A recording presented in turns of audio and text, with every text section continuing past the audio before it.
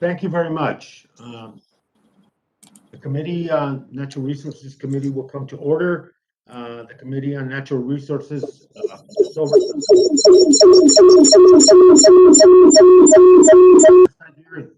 this oversight hearing is on Puerto Rico Electric Power Authority, a post-implementation of the LUMA transmission and distribution contract.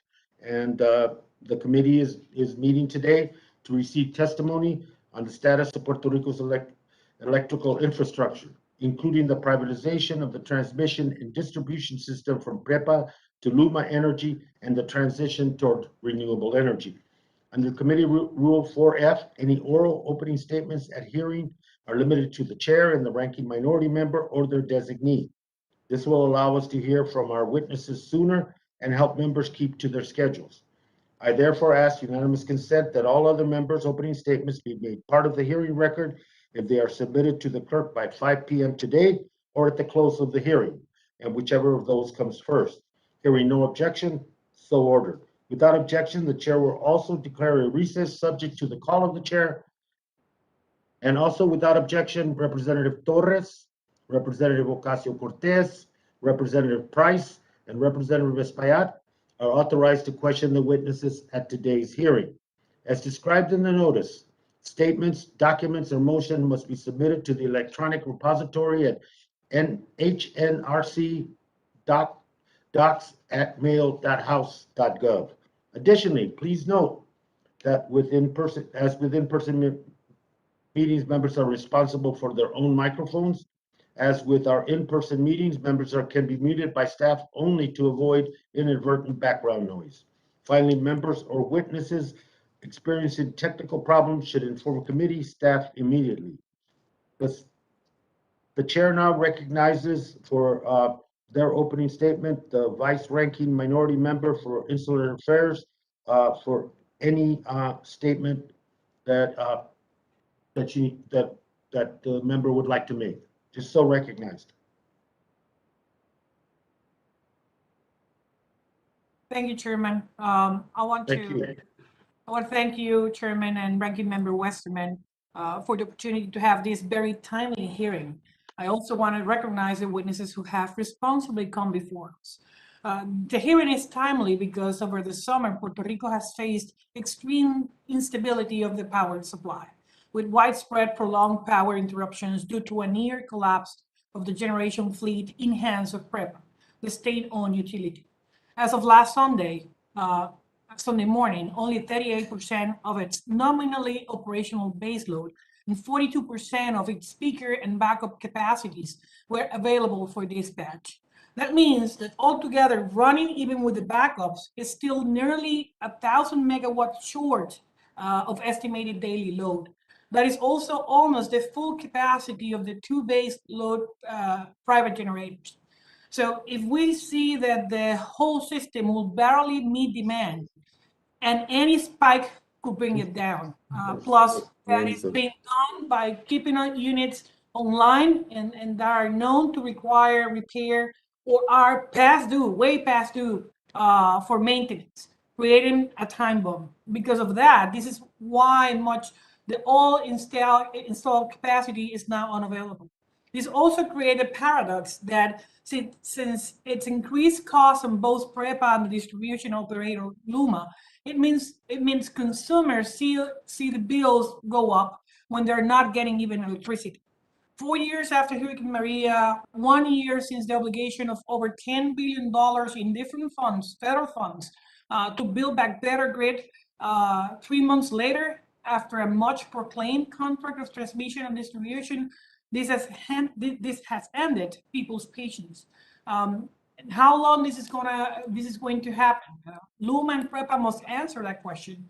Explain what is happening, what is going to be done in short term and long term, and how are they preparing to build back better.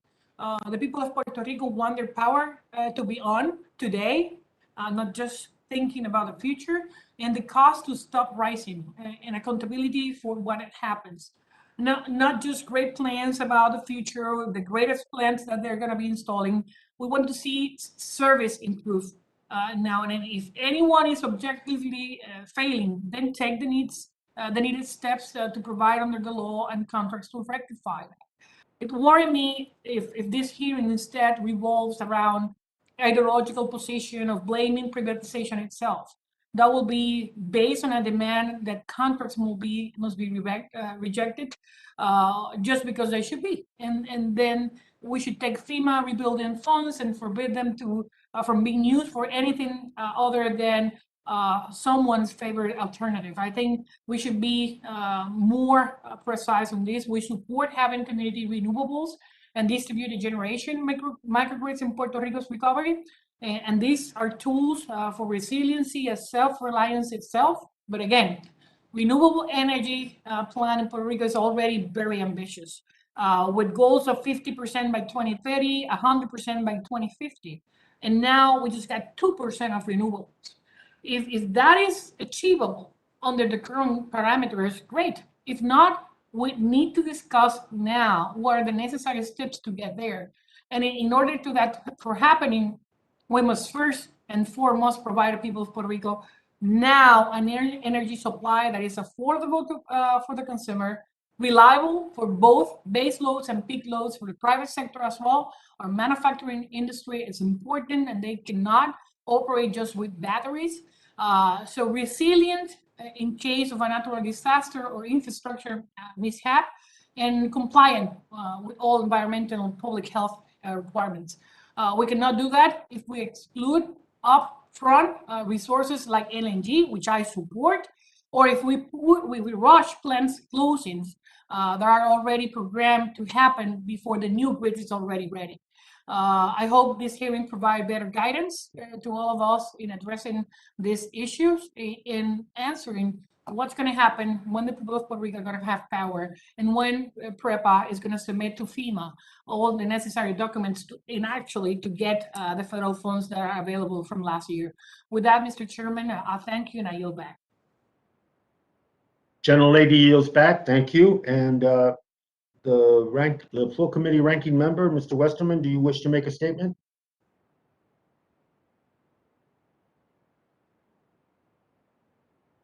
Hearing no response, let me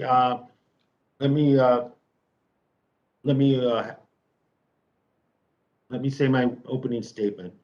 You know, the committee is meeting today to hear from a number of witnesses regarding the status of privatization of management of Puerto Rico's electric grid, from the Puerto Rico Electric Power Authority, PREPA, to LUMA Energy. We will also hear about the authority's plans to spend an estimated $9.5 billion of federal cost share for the reconstruction of the island's electrical infrastructure, which was destroyed by Hurricanes Irma and Maria almost exactly 4 years ago. This hearing is indeed timely, as Representative Gonzalez Colon mentioned and said in her statement, in part because of the recent changes that have taken place at PREPA, with the resignation of PREPA board chair as well as the utilities executive director.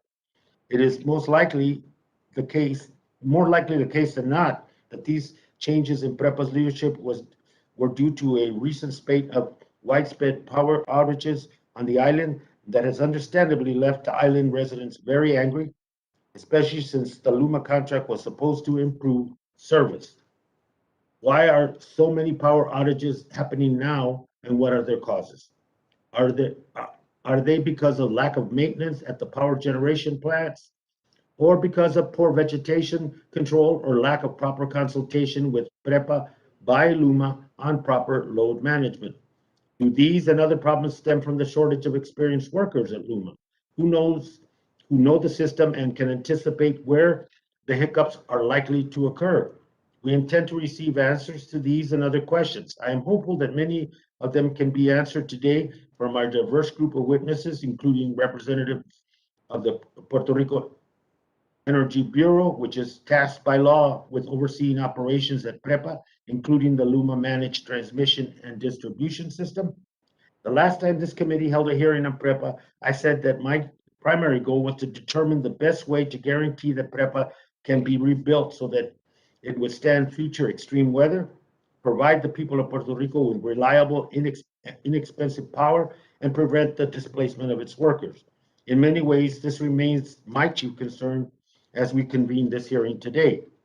When I visited Puerto Rico 2 years ago and met with PREPA officials, I raised with them a number of concerns I heard at the time about their privatization plan. These concerns, which I had also heard from various stakeholders on the island, were that their plan lacked transparency and stringent contract monitoring and oversight requirements, which are needed to instill confidence in the process. In many ways, I'm still hearing those same concerns expressed today. Finally, I must repeat my many calls as echoed by the PREPA Integrated Resource Plan and Act 17 for renewables to quickly become the energy source for the island so that the cost of producing power and its reliability can be reduced for the ratepayers. Even though Puerto Rico Act 17 calls for PREPA to increase its renewable portfolio by 40% by 2025, 60 by 2040, and 100% by 2050, ongoing foot dragging in the implementation of the law, as well as the IRP made it unlikely that these renewable energy goals will be met. PREPA and LUMA need to move more aggressively to comply with IRP and Puerto Rico law. If they don't, the people of Puerto Rico are going to pay the price. I regret that LUMA backed out at the last minute from our oversight hearing on coal power plant on the island a few months ago. Attending today was the right decision. I want to thank our witnesses for being here, and I look forward to hearing the testimony, and I yield back. Let me now turn to our witnesses, and I will introduce each witness. Let me remind the witnesses that under our committee rules, they must limit their oral statements to 5 minutes, but their entire statement will appear in the hearing record. When you begin, the timer will begin and it will turn orange when you have 1 minute remaining. I recommend that members and witnesses join remotely using grid view so that they may pin the timer to their screen. After your testimony is complete, please remember to mute yourself to avoid any inadvertent background noise, and I will also allow the entire panel to testify before questioning begins. The chair now recognizes our first witness, Mr. Fernando Gil, President, Puerto Rico Electric Power Authority, PREPA Governing Board. Mr. Gil, welcome, and the time is yours. You're recognized, Mr. Gill.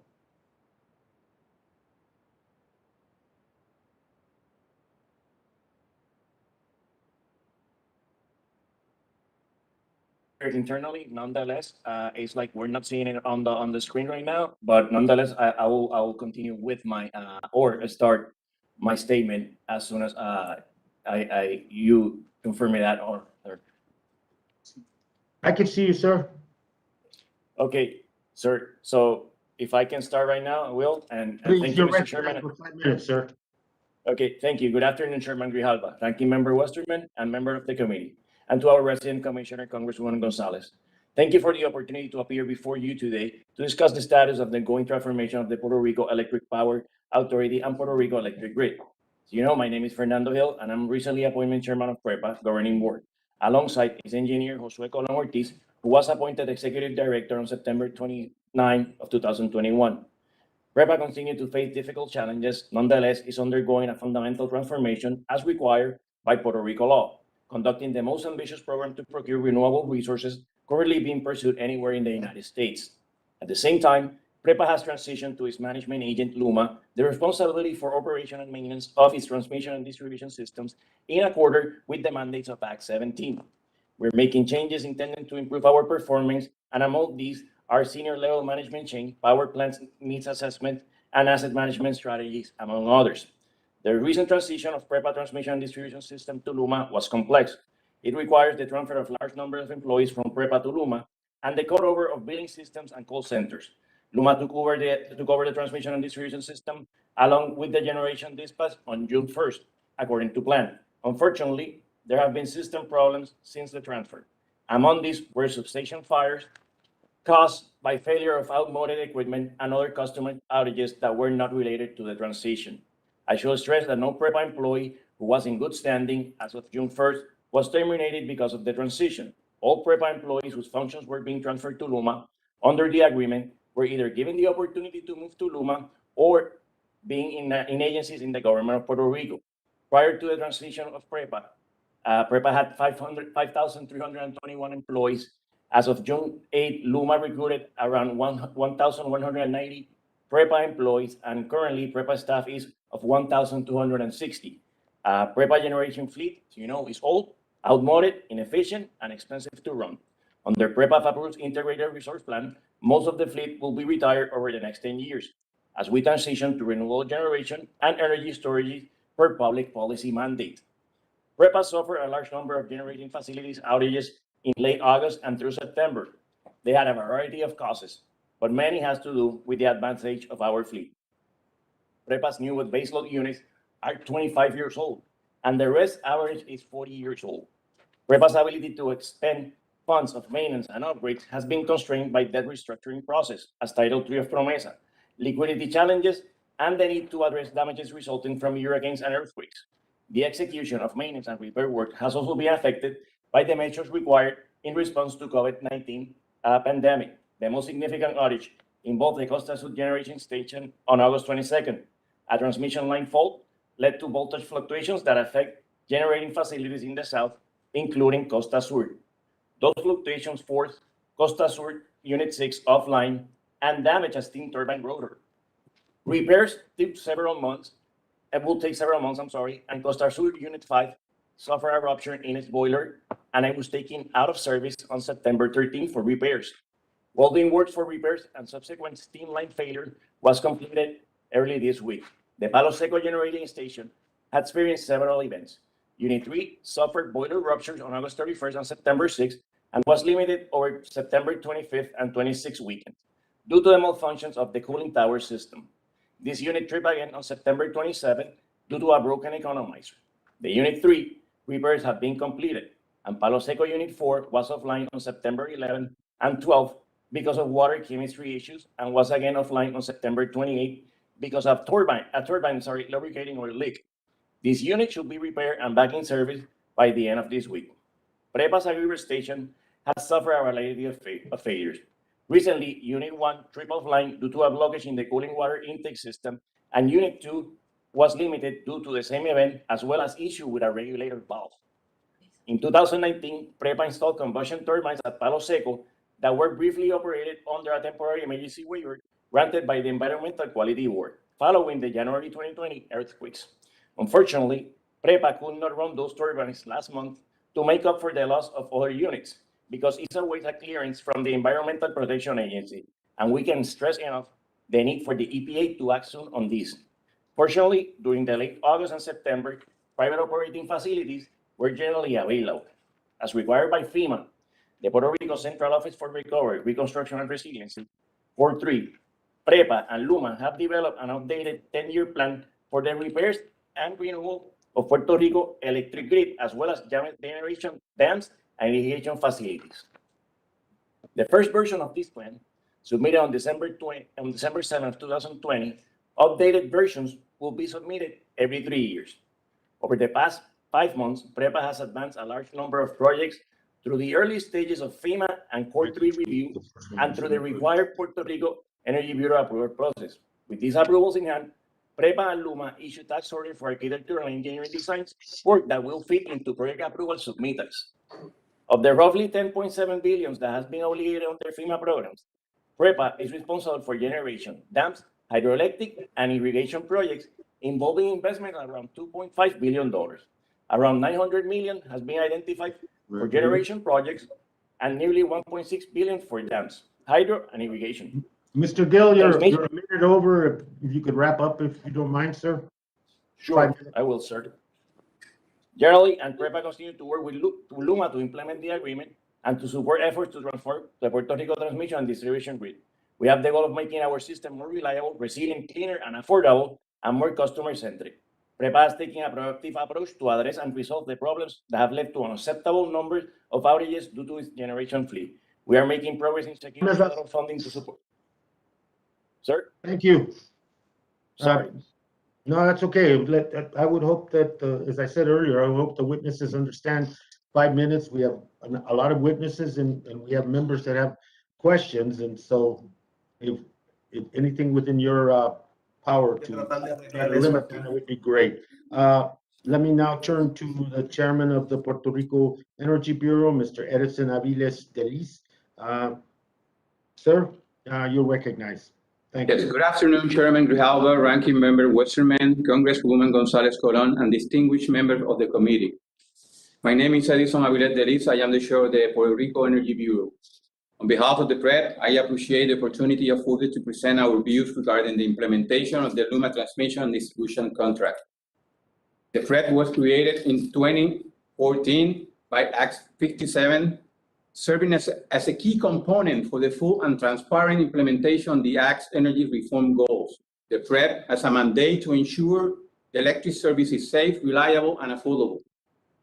The T&D system in Puerto Rico is now operated and maintained by LUMA under the Operation and Maintenance Agreement entered by PREPA, the P3, and LUMA in accordance with Act 120. The T&D agreement is implemented with the oversight from the P3 Authority, PREPA, and the PREP. Act 120 safeguards the powers of the Energy Bureau regarding energy matters, as well as its authority to regulate, supervise, and ensure compliance with the energy public policy of Puerto Rico, including, but not limited to, matters related to the T&D agreement. Since the last time the PREP testified before this committee, the PREP has undertaken an extensive review of the plan proposed by LUMA. The PREP's responsibility is to ensure these plans improve the delivery of electric service and increase the resilience of the electric infrastructure against future weather events. PREP is working to ensure the use of the federal reconstruction dollars assigned to Puerto Rico is aligned with the requirements and targets imposed by our energy public policy. During the front-end transition period of the T&D agreement, the PREP extensively evaluated LUMA's plan that included opportunity for public participation and wide dissemination through the PREP's YouTube channel. This evaluation resulted on approval that carry specific conditions that LUMA needs to satisfy at determined intervals during LUMA's contracted period. LUMA is a certified electric service company within the PREP's regulatory jurisdiction. During the interim service period, the electric utility maintenance and operation are shared by LUMA and PREPA, where LUMA is responsible for planning, operating, and maintaining the T&D system, and PREPA is in charge of the operation and maintenance of the generation system. PREP, a strong oversight of LUMA and the electric industry in Puerto Rico is demonstrated by the extensive range of proceedings currently underway. The PREP is working over 25 proceedings that address the significant components of LUMA's responsibilities. The responsibilities assist in operating includes improving system reliability, achieving sustainability, and preserving the cost effectiveness of the electric services. The federal funding made available to Puerto Rico in response to the disasters arising from Hurricane Maria is a major enabler of the rebuild of the electric grid, in which a system that meets industry standard is modern and flexible and able to integrate renewable generation, will feature the resilience required to better withstand a future weather event. The PREP has already evaluated and approved around 250 electric system reconstruction projects that amount to $8.29 billion. Any permanent work proposed for the electric infrastructure needs approval from the PREP before it can move forward to the recipient of the federal funding. The PREP is the entity vested in Puerto Rico with ensuring that the investment made on the electric infrastructure are consistent with the energy public policy. In addition, to ensure that adequate controls are in place for the efficient use of public funds, the PREP is currently evaluating LUMA's procurement processes. I am pleased to represent before you here today the public interest of the people to the legal mandate bestowed upon the PREP to provide a strong leadership and oversight of the recovery and modernization of the Puerto Rico electric grid. I look forward to your question and remain committed to continue building up the working relationship with the committee for the benefits of Puerto Rico. Thank you. Thank you. Thank you very much, sir. And let me now turn to President and Chief Executive Officer, LUMA Energy, Puerto Rico, Mr. Wayne Stensby. Sir, you're recognized. Thank you. Thank you very much. Dear Chairman Grijalva, Ranking Member Westerman, Resident Commissioner Gonzalez Colon, and committee members. Thank you for the opportunity to share LUMA Energy's perspective as we stand here barely 4 months into this historic public-private partnership for the operation of the transmission and distribution system of Puerto Rico. This partnership is indeed a critical step in the overall transformation of the electric system, but by no means is it the only step. When we first began this operations in June, we knew that how difficult and what an important task we faced. Change is hard and change will inevitably take time, but change is the reason that we are here today. The people of Puerto Rico have been demanding it for years. The responsibility that comes with providing electricity to customers is a serious one, and we do not take it lightly. As this committee knows well, the Puerto Rico electric system is arguably the worst in the United States and has been for a very long time, even prior to the devastating hurricanes of 2017. In order to move forward, we are focusing on creating change of the physical infrastructure, but also of business processes and the creation of our very own company culture. I would like to start by stating how proud I am of the team here at LUMA. Today, we are more than 3,000 employees strong, and many of those were hired from PREPA. They embraced the change that they knew was needed. Those that did join LUMA did so under extraordinary circumstances. In many cases, defying their friends, facing threats from those claiming to share their interests, and even being the targets of terrible and unspeakable acts of vandalism and intimidation. They did, however, get to work on June the 1st, and immediately they faced significant adversity again. First, access to equipment, tools, fleet, and roads, as well as warehouses to restore electricity were so limited that it was only able to be remediated through a court-ordered restraining order. Within our first 2 weeks of operation, LUMA and its customers faced targeted denial of service attacks, disrupting information, and then, unfortunately, a fire at the Montecilla substation, disrupting service to approximately 800,000 customers. Thanks to the heroic efforts of the LUMA team, nearly all of those customers were restored within 24 hours, which is an unprecedented response here in Puerto Rico. Our team continues to grow, and today we've received more than 100,000 job applications from all across Puerto Rico, a strong endorsement of our mission. As part of our continued efforts to build a modern, world-class workforce, we've recently come to terms on a collective bargaining agreement with the International Brotherhood of Electrical Workers, or IBW, who has recently amalgamated with one of the larger PREPA legacy unions. This represents the first newly negotiated agreement for labor at the electric utility in over a decade.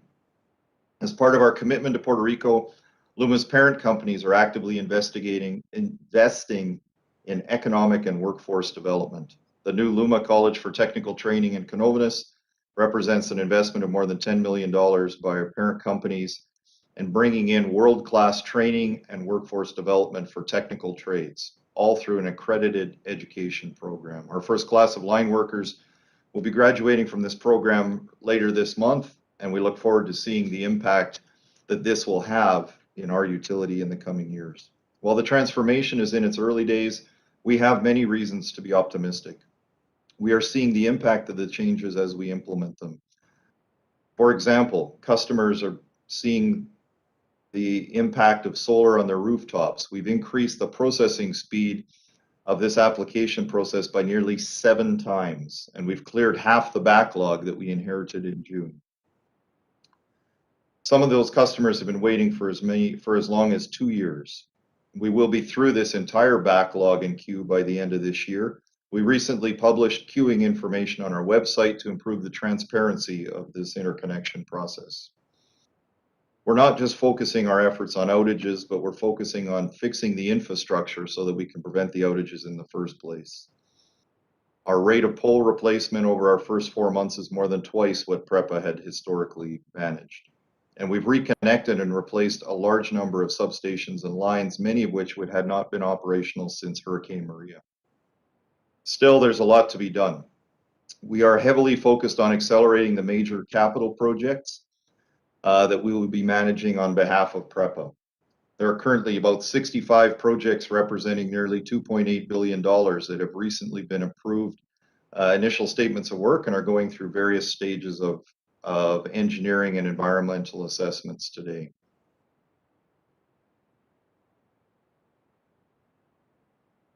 Many of these projects require close collaboration with PREPA as a subgrantee, as well as Core 3, FEMA, and also experts from the Department of Energy and national labs to ensure that they're compliant and it's a prudent use of federal funds. With that, I'd like to thank the committee for its time and its dedication to this very important topic. As we continue to emphasize, LUMA is here to be a transparent, accountable partner that will deliver improved customer service, increased emergency preparedness, and a safer, more effective workforce, supporting the overall economic recovery and growth of Puerto Rico. We have just begun, and we remain committed to playing our role in transforming the electric system. Thank you very much, gentlemen. Yields, and appreciate your testimony. Let me now invite the Executive Director of the Puerto Rico Public-Private Partnership Authority, P3A, Mr. Fermín Fontanes. Sir, you're recognized.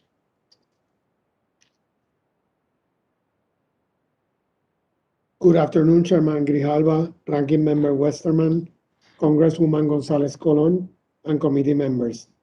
Thank you for the opportunity to appear before you.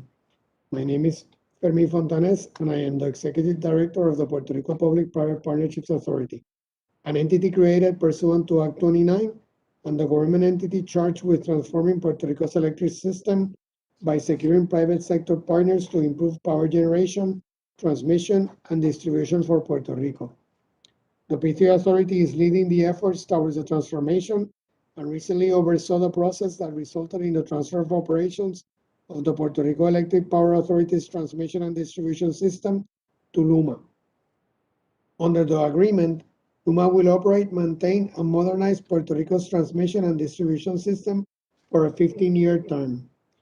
My testimony today will cover the following topics: the delineation of responsibilities within the government agencies, the P3 Authority's role as a party to the agreement, and the next steps in the transformation of Puerto Rico's electrical system.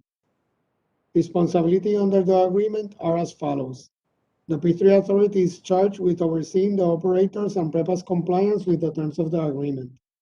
The Energy Bureau is responsible for regulating, overseeing, and ensuring the operators' compliance with applicable law and public policy. The Energy Bureau oversees all operational and technical aspects of LUMA's performance. PREPA remains the owner of the system and cooperates with the operator and the P3A so that it can perform its obligations under the agreement.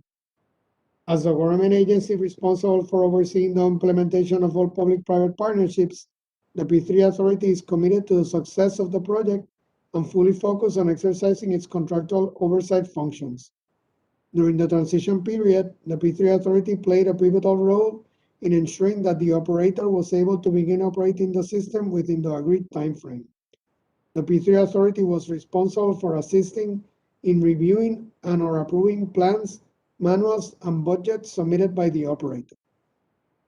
Throughout the term of the agreement, the P3 Authority is charged with reviewing and approving annual budgets, as well as the incentive fee, and exercising oversight in relation to the operator's compliance with budgets, its obligations under the agreement. In order to ensure that the P3 Authority is able to properly execute its mandate, the operator is required to deliver monthly reports to the P3 Authority. As part of its oversight functions, the P3 Authority also reviews the operator's performance metrics filed on a quarterly basis with the Energy Bureau. LUMA's first metrics report includes data collected by the operator for the first 3 months since it commenced operations. In the 4 months since LUMA began performance under the agreement, outages continue to be a problem and in some cases appear to have worsened. However, during each outage, the P3 Authority has been in constant communication with LUMA and PREPA, leading to better alignment and delineation of corrective actions. The next step in the transformation is the procurement of one or more private operators to assume the operation and maintenance functions of Puerto Rico legacy electrical generation facilities.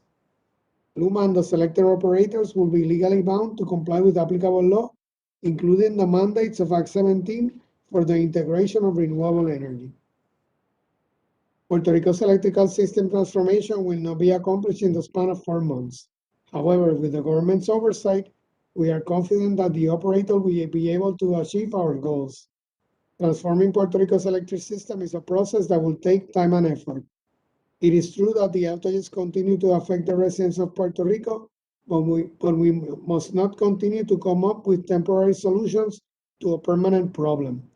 The government of Puerto Rico remains confident that the agreement is key to Puerto Rico's transition to a modern, affordable, resilient, and reliable system that will serve as a driver of economic recovery and growth. Thank you. Thank you, Mr. Chairman.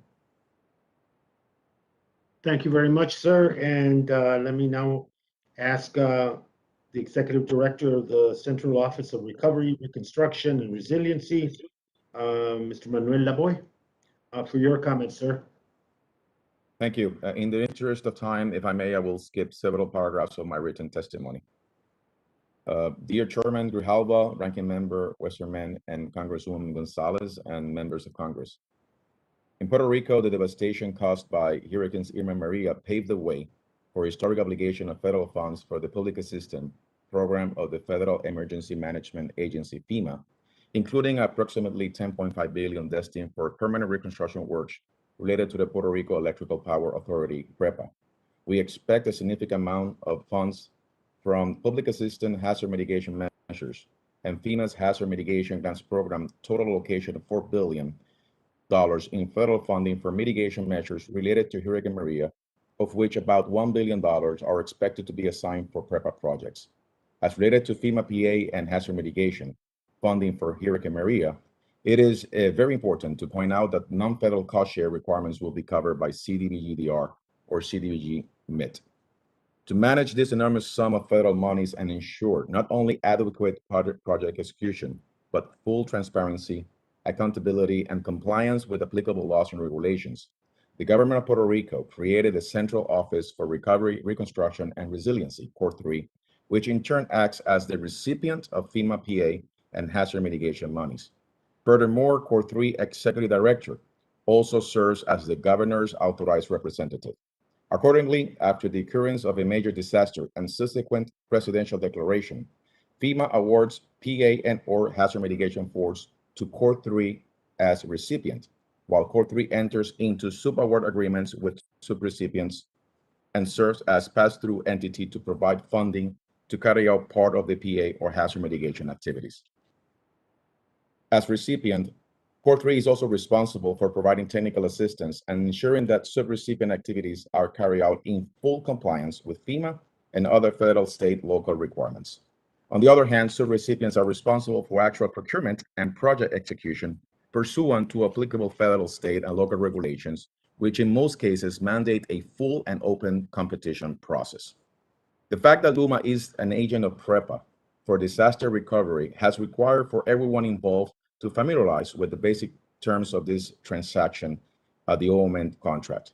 The qualified O&M agreement, where PREPA's transmission and distribution and other assets remain their own, is something that was consulted with FEMA and carefully carved as part of the P3 procurement and contracting process, inasmuch they had to remain as PREPA assets for purposes of receiving the above-mentioned disaster recovery funding. Thus, PREPA remains the applicant and subrecipient of federal funds before FEMA and CORE3. At this point, we are immersed on what is known as the post-award process, which requires individual project obligation before moving forward with actual construction work. To comply with FEMA policies for PA projects obligated under what is known as the FEMA Accelerated Award Strategy, or FAST, LUMA and PREPA file a joint 90-day work plan, which covers project execution for such period, and the work plan must be updated and filed every 90 days before FEMA and CORE3, and all relevant parties frequently meet to discuss and resolve pending issues. Although the FAST $10.5 billion obligation for PREPA occurred on September 24, 2020, the reality is that it only represents a fixed PREPA reconstruction work budget to set amount. Currently, only funds for architectural and engineering design services are authorized to be utilized for purposes of submitting scopes of work for FEMA review and approval. The aforementioned amount does not consider what could potentially be millions of dollars in additional funding for hazard mitigation measures as allowed by the PA program under the Stafford Act. We are currently working with FEMA, PREPA, LUMA to address pre-construction disbursements, hazard mitigation evaluation and budget allocation for PREPA projects under the FAST obligation, and several other issues surrounding this post-award process, including those related to the evaluation and compliance with FEMA environmental and historic preservation requirements, which in turn concerns several federal regulatory agencies. At this stage, another key player, known as the Puerto Rico Energy Bureau, our independent state regulator for all energy-related matters, is deeply involved in the reconstruction process inasmuch prior approval of every single project in the pipeline must be approved by the regulator to ensure consistency with the applicable state laws and regulations. While most damages caused by Hurricane Maria were on the transmission and distribution system, including buildings, poles, substations, transmission lines, and other assets, which is in turn represented in the distribution of the $10.5 billion FEMA obligation for permanent work, there are also several projects to be funded under FEMA PA and hazard mitigation programs that will impact generation assets. Furthermore, yet to be completed obligations related to the 2020 earthquakes disaster are sure to positively impact the generation side of PREPA's operations. Our mission at Core 3, as recipient and administrator of the FEMA PA and hazard mitigation funds, and our inherent responsibility over efficiency, compliance, and transparency of the federal funds flowing to the subrecipients, is to provide all the technical assistance required for LUMA and PREPA in furtherance of the obligation and execution of the recovery and reconstruction projects. Current projections show that procurement and a number of impactful projects should begin during 2022. Moving forward, we expect to continue improving disbursement processes and collaborating with all relevant parties and other federal agencies to build back a better, more resilient Puerto Rico energy infrastructure. Thank you. Thank you. And let me now recognize Ms. Ruth Santiago, Community and Environmental Attorney. The floor is yours. Time is yours. You're recognized, Ms. Santiago. Thank you. Good afternoon, Chair Grijalva and all. I am about to find my statement.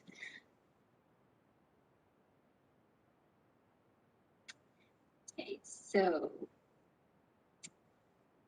sorry about this.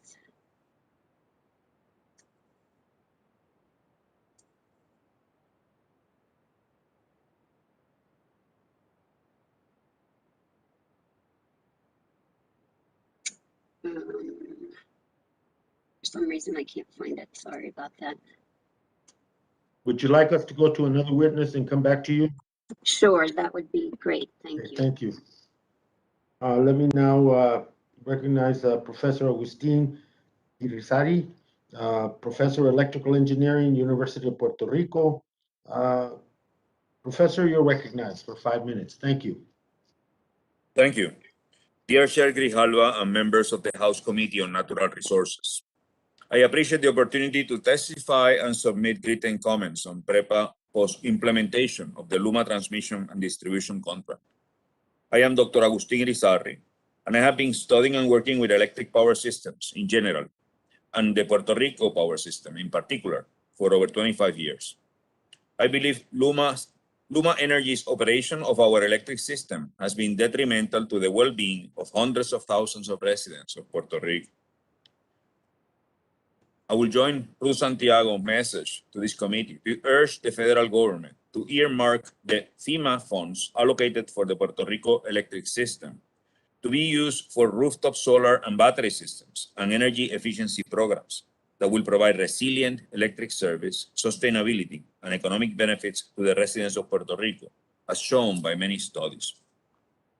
Under LUMA, we have experienced longer and more frequent outages and widespread problems with severe voltage fluctuations.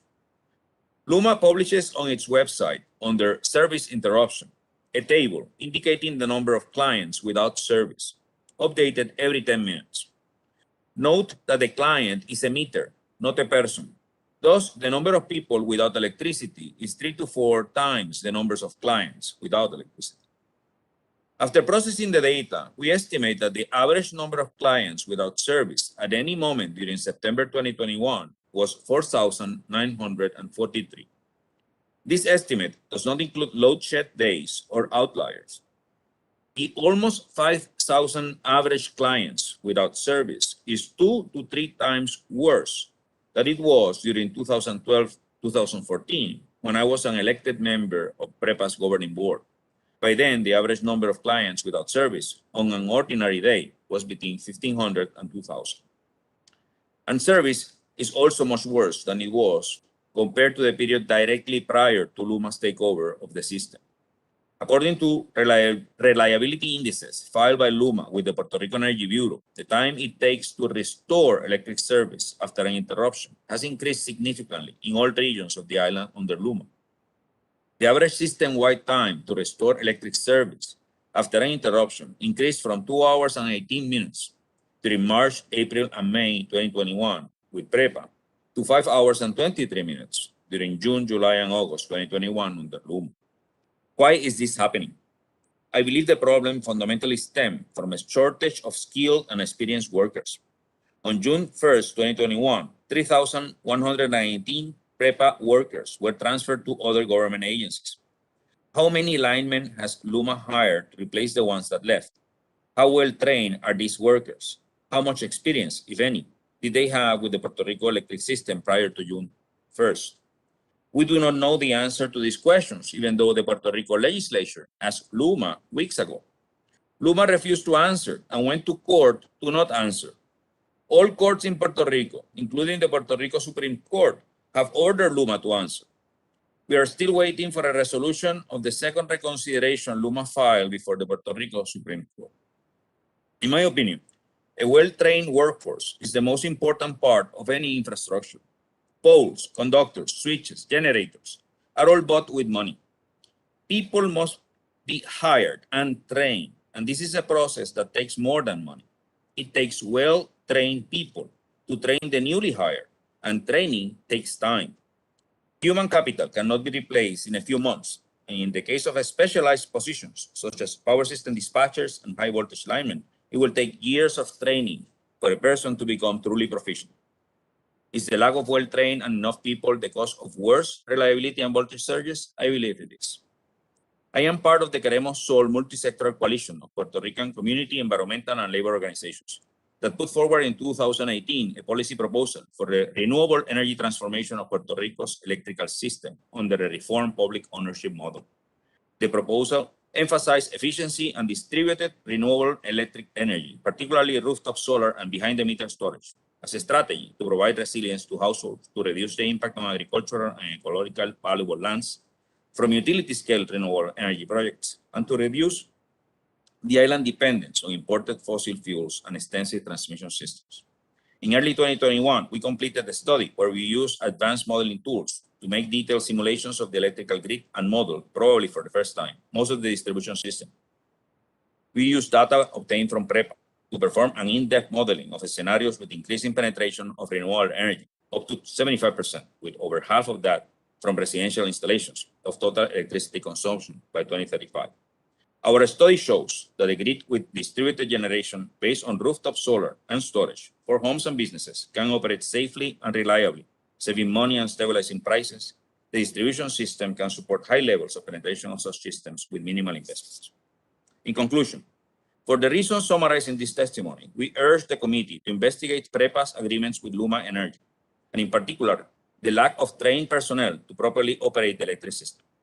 We request that the House Committee on Natural Resources include an inquiry on the status of FEMA funds for Puerto Rico electric system work to ensure that the funds are used in a cost-effective manner to provide affordable, distributed, renewable, and resilient electric energy for Puerto Rico. Thank you. Thank you. Gentleman yields. Let me now return to Ms. Santiago. Yes. You're recognized for 5 minutes. Thank you. Thank you, Chair Grijalva, and hello again. Good afternoon. On behalf of the Puerto Rico and stateside groups joining in this testimony, we appreciate the opportunity to testify on the PREPA Post Implementation of the LUMA Transmission and Distribution Contract. The groups joining in this testimony have substantial concerns with both the LUMA operation of the electric system and the control that LUMA wields over federal funds for electric system work in Puerto Rico. We ask this committee to investigate the LUMA contract and to urge the federal government to earmark the FEMA funds for on-site and rooftop solar and battery systems and similar alternatives that will provide life-saving electric service to the residents of Puerto Rico. Multiple studies have shown the viability, reliability, and economic benefits of rooftop solar and storage. The government of Puerto Rico has $9.6 billion allocated by FEMA at its disposal to solve the current energy crisis. By deploying rooftop solar and storage, the federal government must ensure that taxpayer funds are invested in accordance with federal laws and policies that promote cost effectiveness, tackling the climate crisis, and centering environmental justice. Solar energy deployment in Puerto Rico is expected to create nearly 20,000 jobs by 2030. Since LUMA took over operation of the system, Puerto Rico has suffered constant power outages, destructive voltage fluctuations, fires caused by electric malfunctions, where hundreds of thousands of residents and businesses have been deprived of electric service for extended periods of time. People are now referring to the constant outages as Hurricane Luma. Lately, LUMA has alleged that the outages are attributable to lack of generation from PREPA plants. LUMA's numbers do not add up, and I invite you to look at the specific numbers in my written testimony. The documented evidence disproves LUMA's excuses. The Emergency Management KPI dashboard report shows that Puerto Rico has hundreds of megawatts of available capacity above maximum demand. Under the contract, LUMA is responsible for determining which plants inject or dispatch energy into the T&D system. The malfunction of part of the PREPA fleet still leaves enough generation available to supply demand. Another alternative that LUMA has to avoid outages is to work with large customers to use their own generation units, totaling about 234 megawatts. That's additional to what's in the PREPA system. Why has LUMA failed to dispatch the available PREPA units or use demand response alternatives? Does the fact that dispatching peaker units increases costs have something to do with LUMA's decision? Does the fact that the government of Puerto Rico has asked FEMA to fund new gas plants or plans to sell the plants to private investors have anything to do with not dispatching the existing units? PREPA's maintenance budget has been decreasing in the past few years. We asked the Commission to investigate the role of the FOMB, which controls PREPA's budget. LUMA is even delaying interconnection of rooftop solar from the few residents that can afford them, which could also contribute to alleviating energy demand and thus reduce the incidence of outages. The investment by PREPA of federal funds for rooftop solar and storage achieves three goals. One, to access energy resilience, equity, and justice, especially for lower income sectors. Two, establish a uniform procedure where the public corporation can, with local talent and organized communities, accelerate renewable energy deployment. And three, break the cycle of repeated destruction and reconstruction of the transmission system that often disrupts service and avoid the waste of taxpayer funds on transmission that will be devastated by future hurricanes. Because PREPA is in bankruptcy, FEMA funds are the only viable way to achieve renewable energy goals and accessible electric rates. Financing PPOAs with PREPA as a credit counterparty would entail prohibitively high interest rates and costs. The Stafford Act requires FEMA to determine the cost effectiveness of projects, reduce the risk of or increase the resilience to future damage, hardship, loss, or suffering. The electricity crisis manufactured by LUMA and the government of Puerto Rico not only inflicts economic costs, it can also cost lives. The LUMA contract grants LUMA control over federal funds and points to conflicts of interest and potential self-dealing by LUMA. Lastly, we urge the committee to investigate the LUMA contract and the role of FOMB in its imposition and in the electric crisis. We ask this committee to urge the federal government to earmark FEMA funds for on-site and rooftop solar and battery systems and similar alternatives that will provide life-saving electric service and include an inquiry on the proposed use of FEMA funds to ensure that they're invested in a cost-effective manner to provide affordable, renewable, reliable, and resilient electric energy. The use of the historic amount of funds allocated for the electric system will determine the viability of Puerto Rico for generations to come. Thank you. Thank you very much, and let me thank the witnesses for their valuable testimony. And now turn to the members of the committee for their questions, comments. I will forego my initial questioning and turn to my colleague, the chair of the Insular Affairs and Vice Chair Committee, Mr. Sablan. Do you recognize for 5 minutes if you have any questions? Yes, I do, Mr. Chairman. Thank you very much. I cannot seem to find Mr. Fernando Gil on my screen. Is Mr. Gil, are you with us, sir? Yes, sir. As I mentioned, we had like technical difficulties in my testimony too. That's why we're basically navigating without like any type of visibility. Can you hear me? I can hear you. I can All hear right, you, sir. thank Can you hear me? Thank you. Yes, I can. Thank you. And please, let's be mindful of my 5 minutes. Mr. Gil, what involvement have you had in, and what specific actions have you taken to ensure FEMA and CDBG monies are invested in full alignment with the President's climate goals and Puerto Rico's pro-renewables public policy? And who do you believe is responsible for the persistent delays in the flow of funds? And what congressional actions do you think could help? 3 questions in one. Okay. Thank you. Congressman, thank you for the question. For what I grasp about it, actually, in terms of like the CBG funding, right now we have the Department of Housing, which I don't manage anymore or be in there anymore, has $1.9 billion authorized for it. They're working on the action plan that actually goes through a process that tends to have like community participation in order to draft the same. Regarding the FEMA funding, we have a regular oversight from also FEMA, but from the Core 3, there's a plan in place for it. And that plan complies with the IRP and all the applicable law. In order to speed up the process, we actually, within the means that we have, we can see which kinds of projects actually can be accelerated in a way, in a more speedy way, and also see which other projects that are not as visible or important in terms of IT technology and other things can run parallel to them instead of waiting for other quarters to be implemented. Well, yeah, thank you. You know,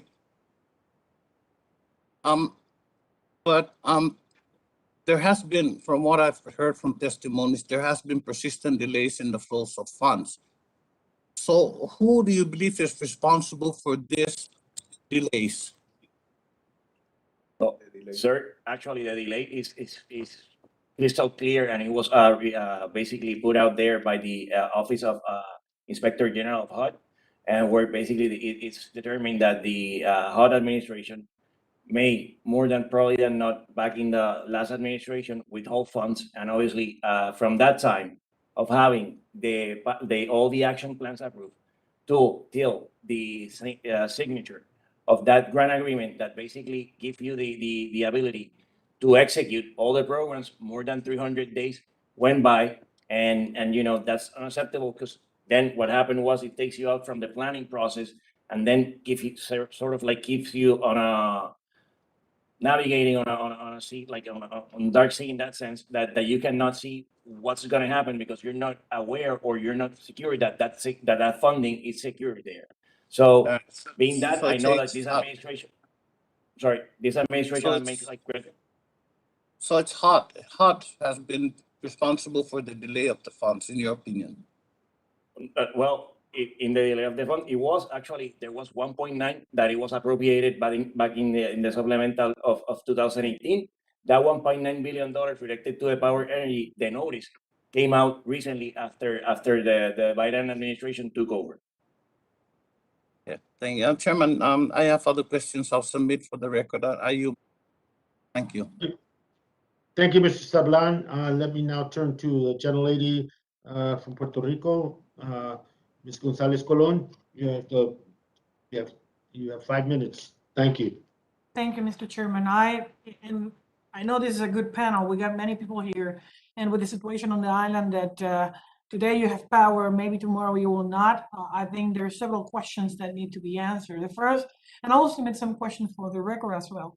But I think we are hearing here about, I see three major issues. The first one, how good is our infrastructure right now? It's going to handle any hurricane, can handle any other situation. The second one, how reliable that could be, knowing that there's a goal of 2050 to have 100% renewables, but then Puerto Rico right now just got 2% of renewables happening. And I know some of the witnesses established their goal or their aspiration to have federal money they earmark for renewable communities in terms of establish that kind of reliable service. But my concern here is this is not just using batteries or solar panels. We're talking about industry. We're talking about commercial, residential. Are we ready to move completely to renewables today without having the proper backups in terms of completing, satisfying the demand? I think we should be working to both ends in terms of looking to the renewable integration that should be achieved, but at the same time, allowing stable energy on the island, certainty in terms of the energy that is provided for not just communities, but the industry itself. So my question will be to PREPA. It could be answered both to chairman of the board or to the current CEO of PREPA, Engineer Colon. And the first one will be in terms of the grid itself. Is in a condition to handle a lot of PREPA's generation? And second, how resistant is the infrastructure today to handle a hurricane? And I will love if you can go directly to the point and be mindful of the time. Mr. Colon will answer that question since it's a technical one. Thank you, Madam Congresswoman. My name is Josue Colon. I'm the new appointed CEO for PREPA. And my answer for your question is that the system, the generation system of Puerto Rico as today is not as reliable as it should be. As you should know, we were handling many outages and load shedding in the past 2 months. Right now, we are handling better the load that the system is carrying out, but in general, our system is still fragile, and we are trying with the resources that we have to improve what the fleet that we have day by day. Question. How much integration of renewables can be really achieved by 2025? I know the law mandates it, so I would like to know if it's possible, and with the resource that you have and the current situation, that is real, that you can have to 2025 or even to 2050, the complete goal of renewables. Okay, I'll handle that question based on the RFPs that we're running, Congresswoman Gonzalez, and basically there's a total of 37 or 3,750 megawatts that are being basically programmed for it, and we're running RFPs for it. Like already, the first RFP is out. It's for 1,000 mega with 500 of batteries, power also, and there's like another ones, other trenches that are coming up for 500 megawatts and 250 megawatts for storage capacity within 6 months of difference. So basically, before 2025, I'm sorry, we're trying to achieve that goal. Obviously, there's other factors to consider based on the grid, and actually the new batteries that we have or the existing batteries right now, as the grid it is, our grid was designed to provide energy, not to receive it in that sense. So it's not that it's not feasible or it's not possible, but the grid as it is right now, it's not as efficient as it will be when the grid is ready. Answer me this question, yes or no. The dozen or so LNG power units proposed in the PREPA and FEMA action plan, will these in any way prevent the continuing of the conversion to renewables? Well, yeah, I'm going to answer that question. In my personal opinion, the answer is yes. Any modernization that can be accomplished to the actual fleet with new technology that use natural gas are going to help PREPA, help the system to handle better the introduction of new renewable energy sources. That is a matter of technical issues, and by sure those kind of technologies are going to be more helpful for the system to handle new injection of renewable to the generation of PREPA. Thank you. My time is up, so I yield back, Mr. Chairman. Thank you, gentlelady yields. Let me now turn to the gentlelady from New Mexico, Representative Stansberry. You're recognized for 5 minutes. Thank you, Mr. Chairman, and thank you to everyone for convening today's important hearing. I recently had the opportunity to visit Puerto Rico and Vieques and saw firsthand myself the beauty of the island and, of course, the continued impacts that the hurricanes have had on basic infrastructure, including the electric grid. In fact, numerous people while I was visiting shared that they had lived for months without electricity on Vieques in the wake of Hurricane Maria. And as we've heard this morning, many have continued to experience blackouts across the island as part of their daily lives. Access to electricity is not only a necessity, but a basic human right. Without it, medical facilities cannot operate, children cannot study, businesses cannot remain open, and daily life is disrupted in countless ways. Since LUMA took over energy transmission and distribution, residents are reporting that they are paying twice as much as mainland customers for electricity, and that power is going out 3 to 4 times a day. These blackouts affect, as we've heard this morning, hundreds of thousands of people and demonstrate the clear need to modernize Puerto Rico's electric grid and address these operational issues. This challenge is particularly acute in Puerto Rico in large part because it is an island, but is also a challenge that communities across the US are facing. In fact, just last year, we saw in Texas as a downed electric grid affected millions who had no heat and water for days in the wake of a major storm. The need to modernize our grid across the US has reached a major inflection point in terms of ensuring the safety and well-being of our communities and meeting the moment of our clean energy revolution and addressing climate change.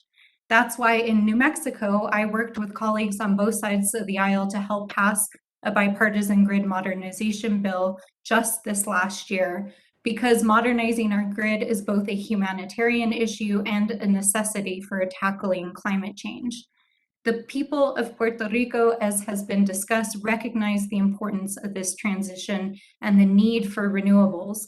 But unfortunately, in February of this year, 16 commercial solar projects that would have generated 593 megawatts of electricity were rejected, leaving the island dependent on a coal-fired power plant and non-renewable resources.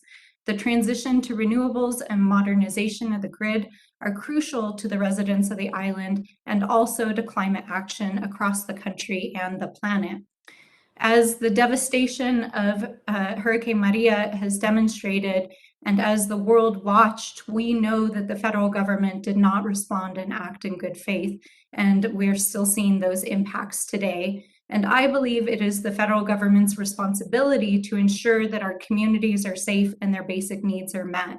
And so I believe it is our responsibility to not only, as Congress, conduct oversight, but to also support the needs of Puerto Rico and the communities in addressing these issues.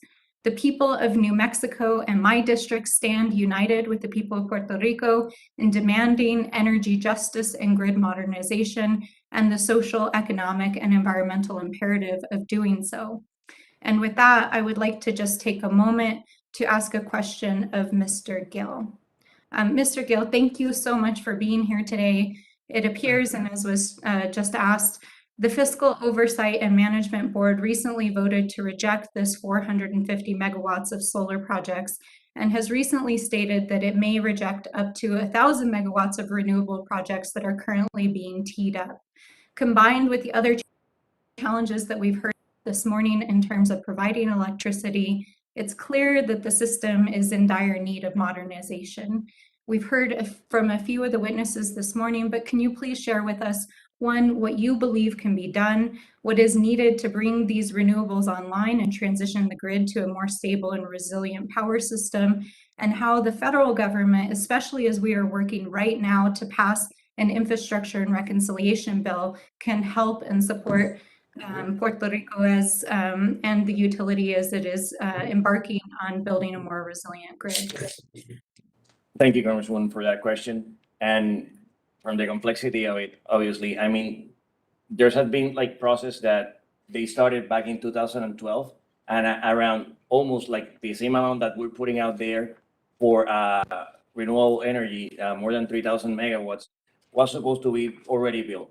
You know, things happened that they took away those. Actually, in these, like recently, we submit to the FOMB around 150 megawatts only that they were requested that they comply with our MTRs, and also they also were the amount that the grid as itself can resist right now. So answering to your question, it's something that it's not that we're saying that it cannot be done, but right now it's not feasible and it can bring some problems to the grid as is.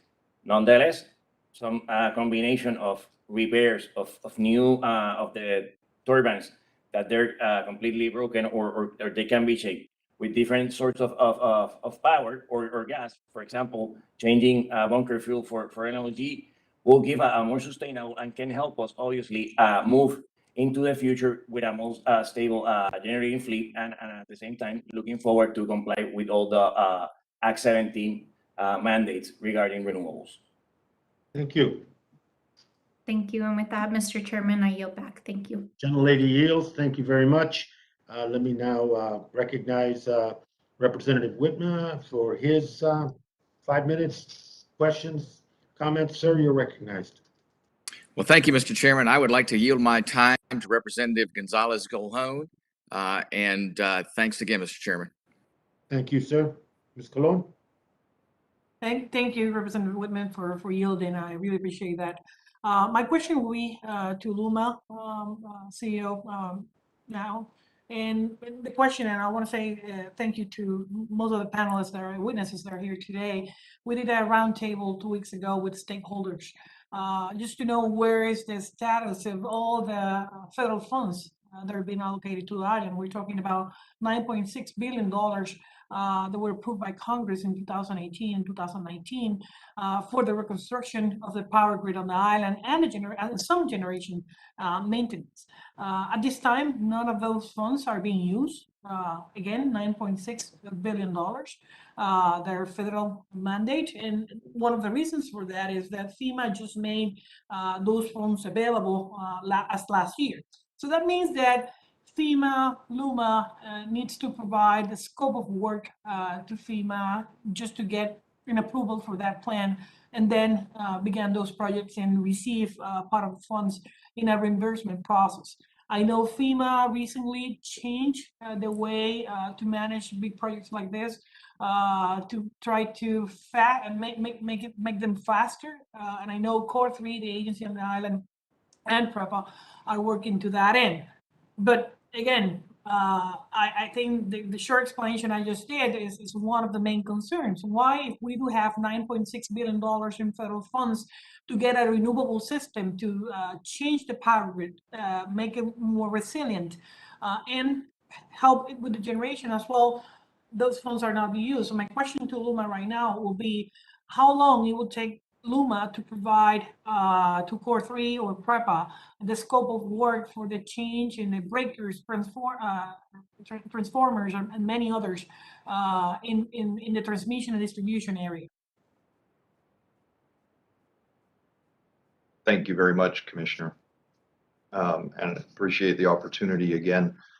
And I do want to say that grid modernization is exactly a fundamental element of what LUMA is here to do.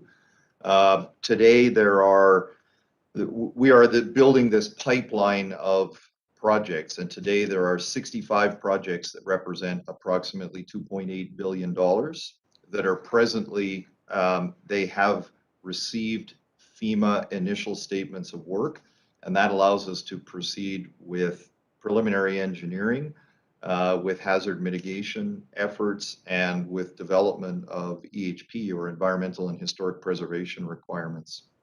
Those 65 projects consist of approximately 23 transmission projects, 23 distribution projects, and 15 substations. The next step is to carry out that preliminary engineering. There are 6 architecture engineering firms engaged, and we then bring back a revised or more fully developed statement of work for FEMA approval.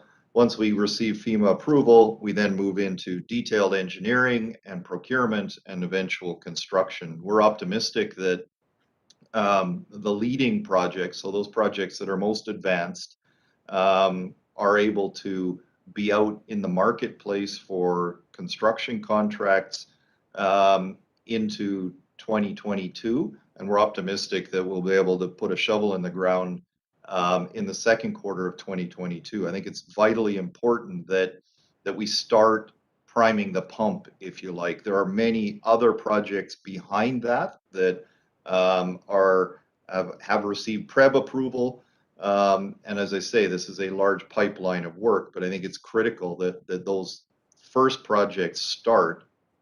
As my fellow witness from Core 3 described in his testimony, there are many complexities with regard to matching and many other. I know the complexities. What's going to be the timeline for submitting the scope of work documentation to FEMA to see the transmission and distribution funds? For those very early projects, we would hope to get those statement of works back into FEMA by the end of the year or early next. Okay, so, and you agree with me that some of the transformers and breakers can be taking 1 or 2 years of manufacturing, correct? Yeah, absolutely. Large power transformers, breakers, certainly in today's supply chain environment, often have between 6 and 18-month lead times.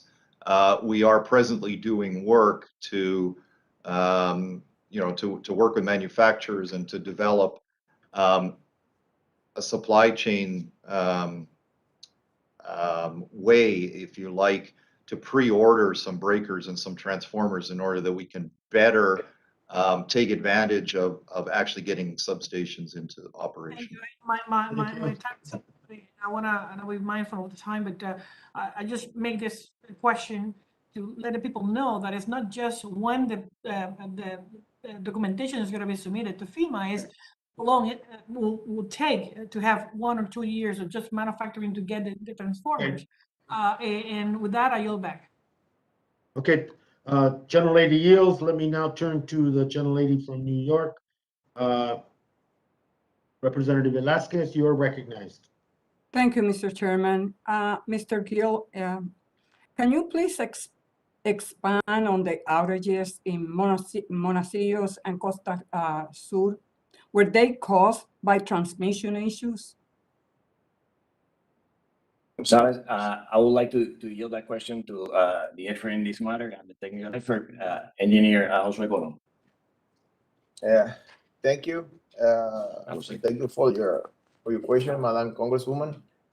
The recently events that happened in the generation fleet that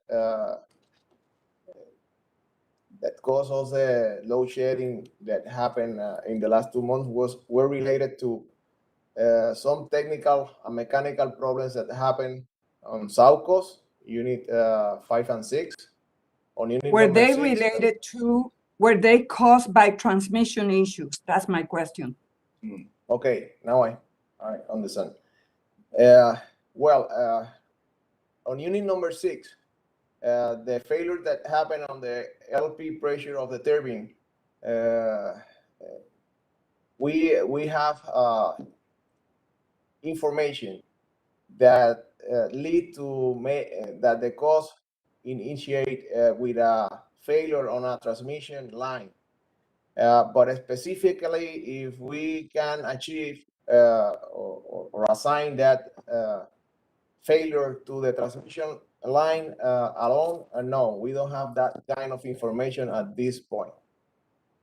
Mr. Gill, you make reference to Costa Sur, where in your statement you alluded about generation issues, didn't you? Yes, I did, Congresswoman, and actually it was on Okay. August 22nd, and the transmission line fault led to a voltage fluctuation that affected generating facilities in the south, including Costa Sur. Those fluctuations actually caused Costa Sur Unit 6 go offline and damaged the steam turbine rotor, as So, Engineer Jose Colon said. yes, thank you. My time is limited. Mr. Stenby, if generation is the issue, then why is taking longer to repair interruption since LUMA took over? I think we need to understand, Congresswoman, that both the transmission, distribution, and the generation system is in a very challenging and precarious state. So I don't think it's one or the other. I think it's both for sure. Some people are seeing shorter outages. Some people are indeed seeing longer outages since LUMA took over. And I did talk about some of the early In fact, during the months of June, July, August of 2021, the average time for repairs was 323 hours compared to PREPA's 155 hours last year when PREPA was managing transmission and distribution. Yes, and those are underreported statistics that we showed in front of the PREB from last year. And I did talk about some of the challenges we had in actually getting our equipment and our teams to work in June because of frankly of union blockades. But yes, we are indeed. Sir, how many linemen does LUMA currently have who are employees and not hired contractors? We have approximately 900 employees in the field that you would call the equivalent of what PREPA used to refer to as line workers. And given the current energy crisis in Puerto Rico today, are you planning to hire more? We will continue to train and we will continue to hire more. Indeed, especially for the large amount of FEMA and rebuilding work that will be required. Out of the 900 workers that you have today, how many of those had no experience working on Puerto Rico's electrical system prior to June 1st? I would say a very large portion of those have Puerto Rican experience, but I don't have the exact number. Can you please provide the exact numbers to the committee? Yes. Sir, how many LUMA employees and executives earn more over $200,000 and how many earn over $500,000? I'm not able to provide or not going to provide salary information regarding our employees now. You are not? So, sir, do you believe in transparency? I completely do, which is why we were posting customer outages when PREPA did not. So why do you refuse to this day to comply with the request from the Puerto Rican legislature, whose responsibility is to enact public policy based on what is working and what is not? And if they don't have that information, how do you think the Puerto Rican government could exercise oversight? There's substantial oversight under our contract. It follows Act 120, both from the PREB, from the P3 authority, and from PREPA, and LUMA is in complete compliance with that oversight and all of those laws. Thank you. I yield back, Mr. Chairman. And lady yields. Let me now invite Ms. Representative Gomer. You have 5 minutes. Sir, you're recognized. Thank you, Mr. Chairman, and appreciate the witnesses being here today. Since the Texas grid was mentioned earlier, let me point out Texas had been spending a great deal of its resources in moving toward what would be called, or what is called, green energy, with more solar, more windmills, and not if that's what any area relies on, there are going to be times when you don't have energy. And that means you've got to have twice as many transmission lines going from something that you know you can count on to the same users. But aside from the additional cost, the Texas grid went down earlier this year, but there had been a study previously, an analysis that indicated that Texas needed to winterize its natural gas facilities so that that would always be there. Well, Texas was so busy trying to be green that they didn't winterize what was needed in time of emergency. And so those were areas that froze up because of the winter storm. That's probably not going to be a major problem for Puerto Rico having facilities freeze up, but it does point to the fact, again, if you're relying totally on green energy, you better have standby ready to go. And Texas, unfortunately, didn't due to this pushing of more green energy without taking care of what you could rely on in a disaster. And by the way, the $2.2 billion in grants and federal loans to the green energy concave mirrors that magnified sunlight at 3 different towers. They burned up one of the towers. So in a quick, cheap way to deal with it, they quickly built a natural gas facility. So I would just encourage that for Puerto Rico's consideration. It's cheap. It helps clean up the air and can be amazingly helpful. Mr. LeBoy, I wanted to ask you, and if it's been answered, I missed it and I apologize, but how much damage remains unrepaired, unfixed, unreplaced from prior hurricanes and storms with regard to the grid or the generation of electricity? Yes. So first of all, again, as I stated in my testimony, our role as recipients and administrators is to provide the technical support to the recipient, in this case, Okay, PREPA. so you don't know. Let me ask, is there anybody that knows how much has that was damaged in prior storms in the way of generating facilities or capacity or grid that is not repaired? Anybody know? Well, if nobody knows, how do these experts? Yes, please. I'm sorry.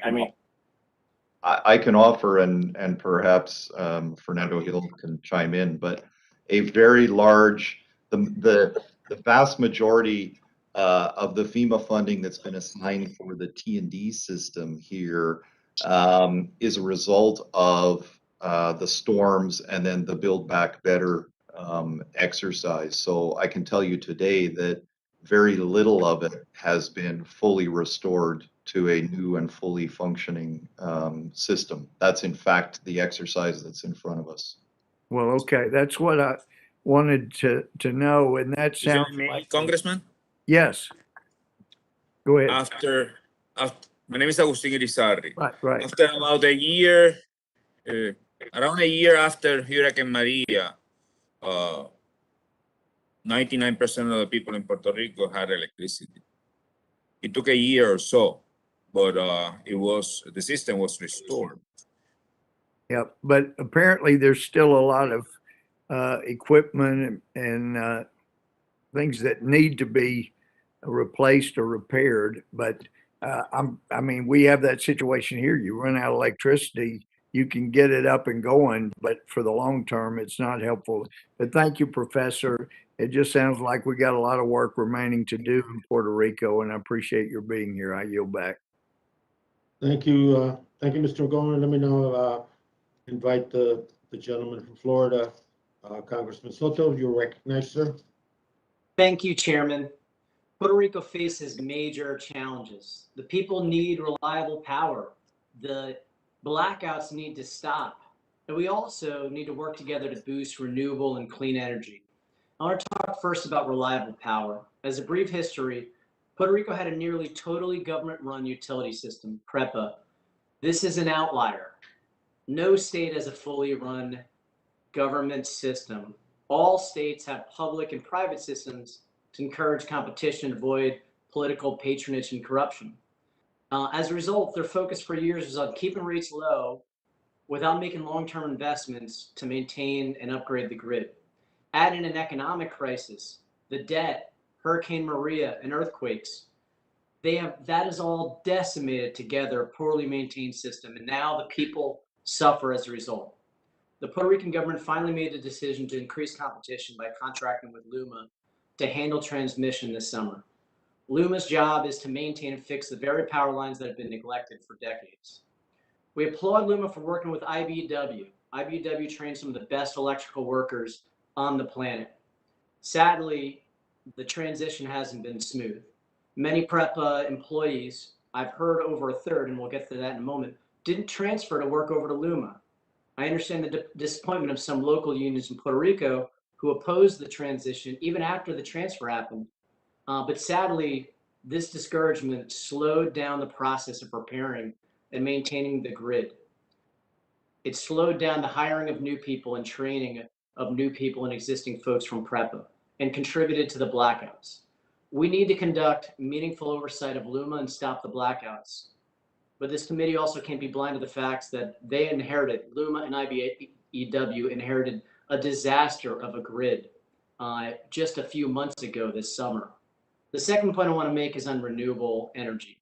We applaud the Puerto Rico legislature for 100% renewable by 2050. This goal is incredible to boost renewables, especially rooftop solar, wind, hydro, and other clean electricity. The reality, though, is a stark difference.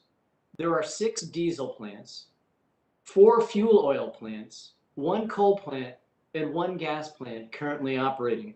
First of all, diesel and fuel oil, it's the most expensive, it's the highest pollution, and it's the Stone Ages. No one in the States has this anymore.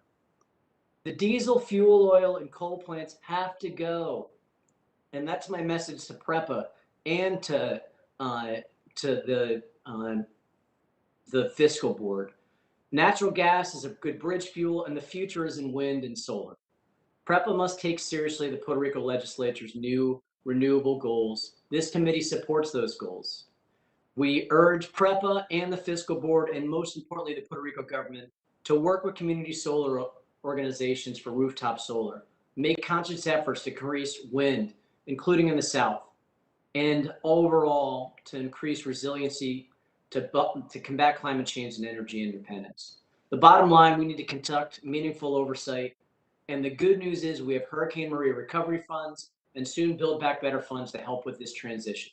$1.9 billion for grid funds that have already gone out to notice. $12.1 billion in HUD funds that have been released recently by the Biden administration. Mr. Stensby, my question to you, how many employees what was the percentage of employees that didn't transfer over from PREPA to LUMA, and how has that affected blackouts? Thank you very much, Congressman. And, two points that I would like the opportunity to make is through our recruitment process, we put training and safety of all of our people first. And so we were very thorough. Stensby, I apologize, but my time is limited. I just need to know how many folks transferred over. So of the approximate, slightly over 3,000 employees we have today, almost 1,300 or roughly 1,300 came from PREPA. Okay, so a large share did not make the transition. Mr. Gill, what do you think it's going to take to transition away from diesel, coal, and fuel oil, the dirtiest of fuels, the most expensive of fuels for Puerto Rico? Congressman Daniel Soto, thank you for everything that you do for Puerto Rico, but basically the goodwill and the ability and the possibility of the people making that we need to change that. That is not one thing or the other, that we have to be in balance here, that we have to try, like, obviously, LNG, there's a combination that you can use like hydrogen in it and create green hydrogen. It's more efficient. It reduces 70% the CO2 emissions from it. So it's a combination, and then transition when that technology is even more advanced. Solar technology and renewable technology advanced in a second, as computer did back in the day. So we need to obviously make that balance and be careful about the environment, but we have to also take into consideration Puerto Rico is a small island. There's the PV panel systems. They cannot be disposed in landfills.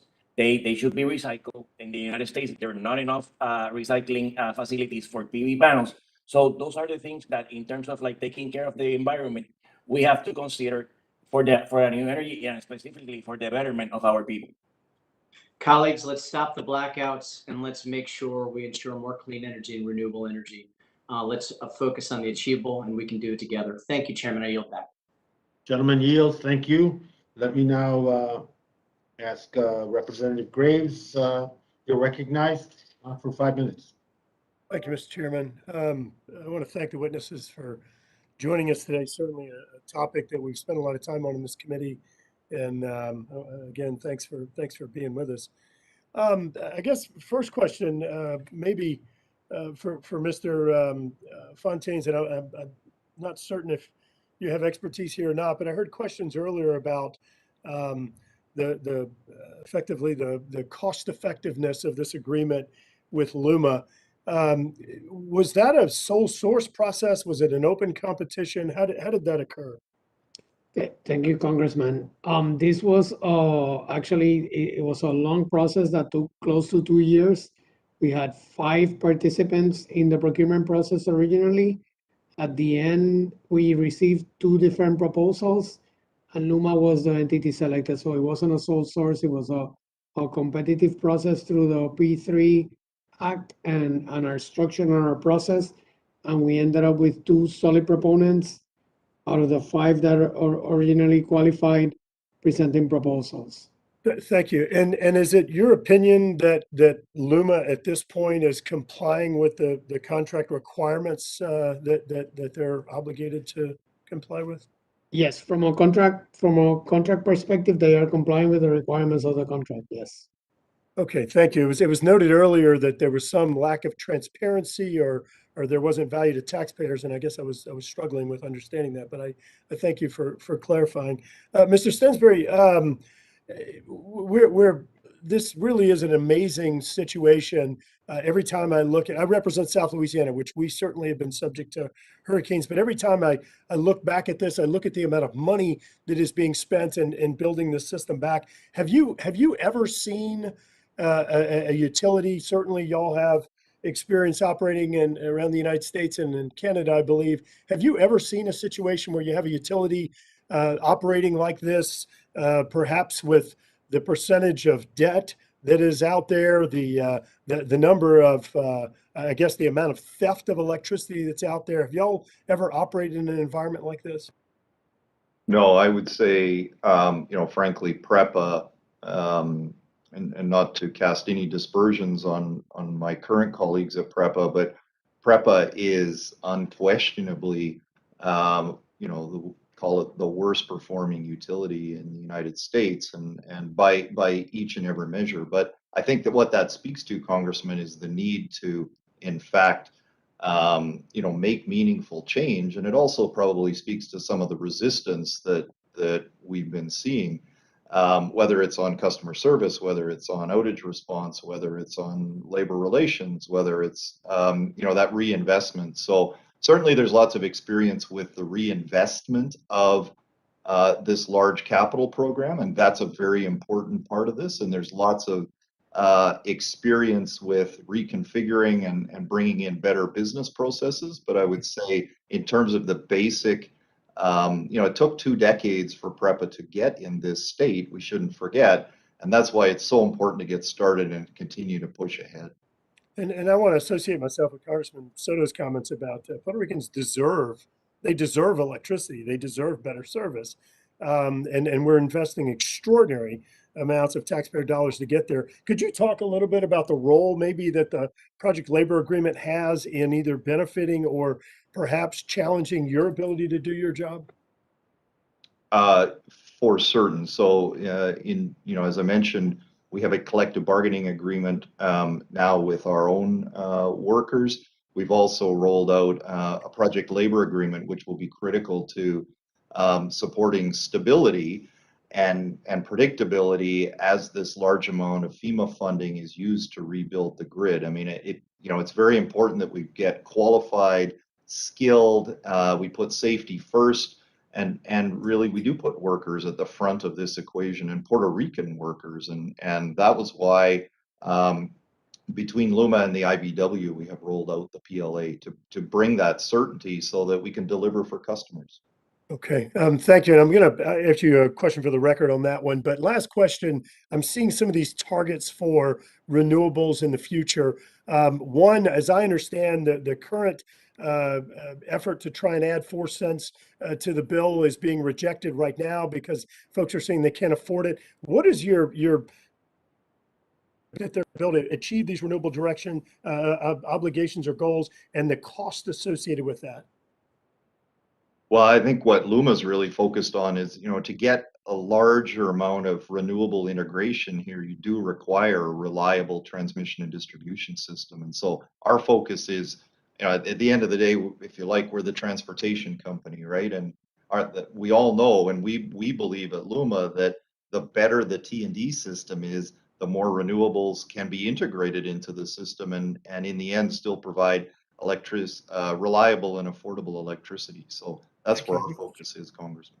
Thank you, Mr. Stenberry. Mr. Chairman, I want to thank you. I just want to make note that I think as we move forward, we need to be looking carefully at the price sensitivity of the investments that are being made to ensure that we're not going to be pricing Puerto Ricans out of power with the price sensitivity they apparently have. Yield back. Gentleman yields. Thank you. Let me now recognize Representative Torres. Mr. Torres, you have 5 minutes. Thank you. Thank you, Mr. Chair. I have a quick yes or no question for the CEO of LUMA. Does your company operate the total energy distribution and transmission system on the island? We are responsible for the transmission and distribution system. PREPA today remains responsible for the operation of the generation system. But everywhere in the island, right? Not just yes, all across the island and also because I've heard the word competition, but if one company is managing all the energy distribution and transmission infrastructure, that's not competition. That's objectively a monopoly.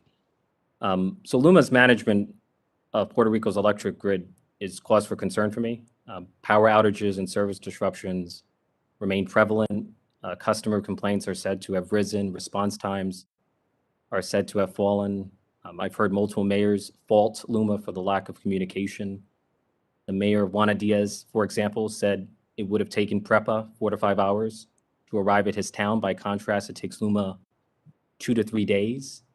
So by every indication, LUMA is failing the people of Puerto Rico.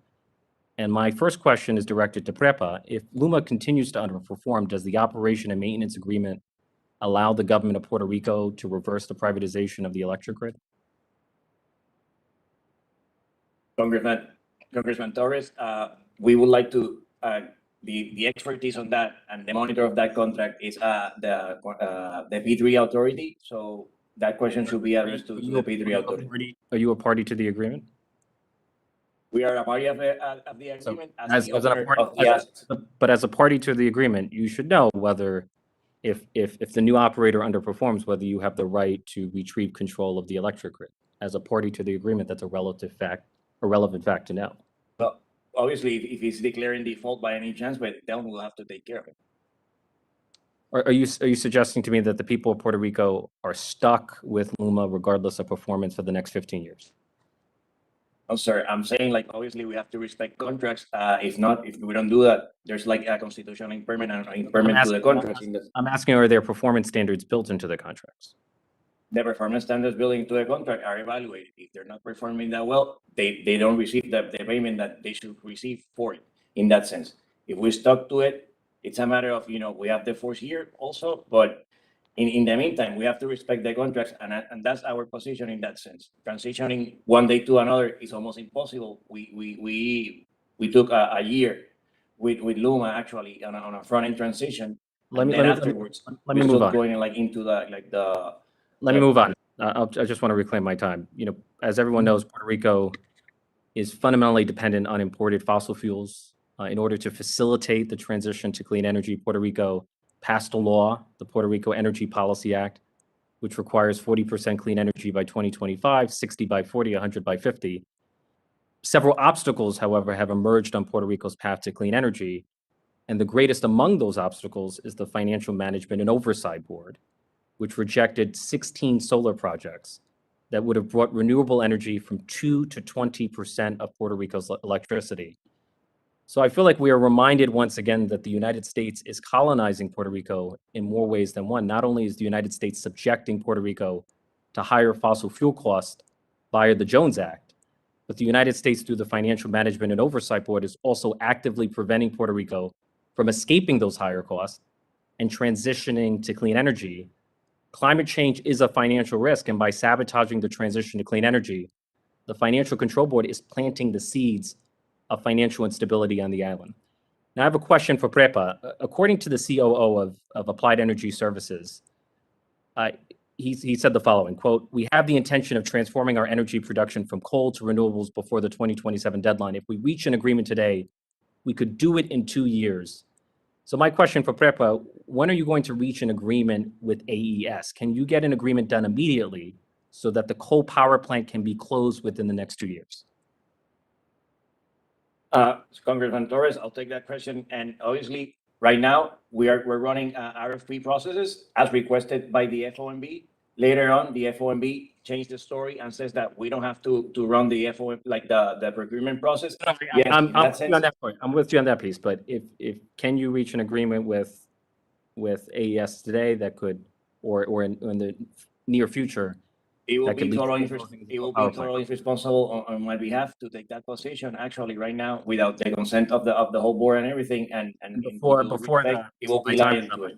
Before my time is up, what is the due date for the latest RFP regarding renewable energy? What's the new due? I know it was originally May, but it was delayed. What's the new due date? There's already a first tranche. Second tranche is coming up next week in October, like the notice. And afterwards, every 6 months, we'll have like another RFP for it. Okay, thank you. Gentlemen, yield, thank you very much. And let me now ask Ms. Radawagan for that she's recognized for 5 minutes. Gentlelady, recognized. Thank you, Mr. Chairman, and thank you for holding this important hearing. At this time, I would like to just yield all of my time to Representative Gonzalez Colon. Thank I you. yield.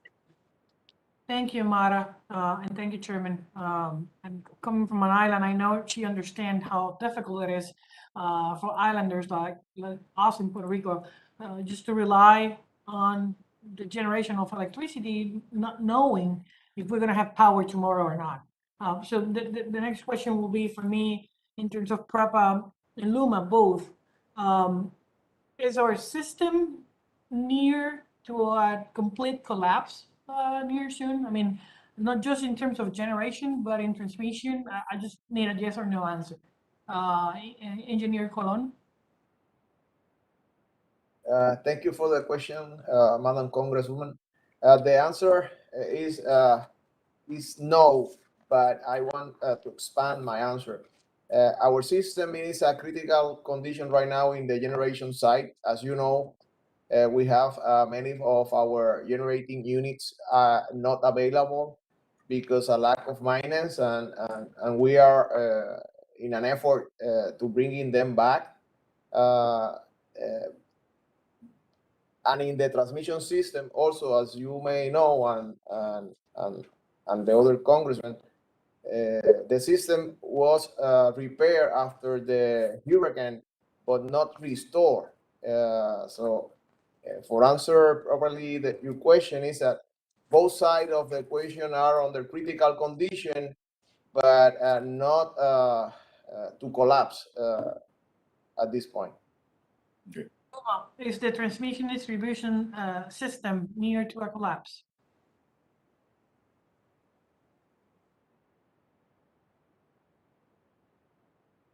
LUMA? Sorry, mute. I would answer in a very similar way. No, but it is critical that the reinvestment continue. And as we think about generation outages, it's only through those generation load shedding that we have been able to avoid the collapse. And so that's why it's so critical that we continue on with repairs on generation and repairs and restoration on transmission. Okay, then I will submit some questions for the record as well. The first one will be for PREPA and for LUMA. The FEMA funds that are allocated to the island are 2.4 billion for transmission and distribution and 4.9 billion, and 4.9 billion for distribution.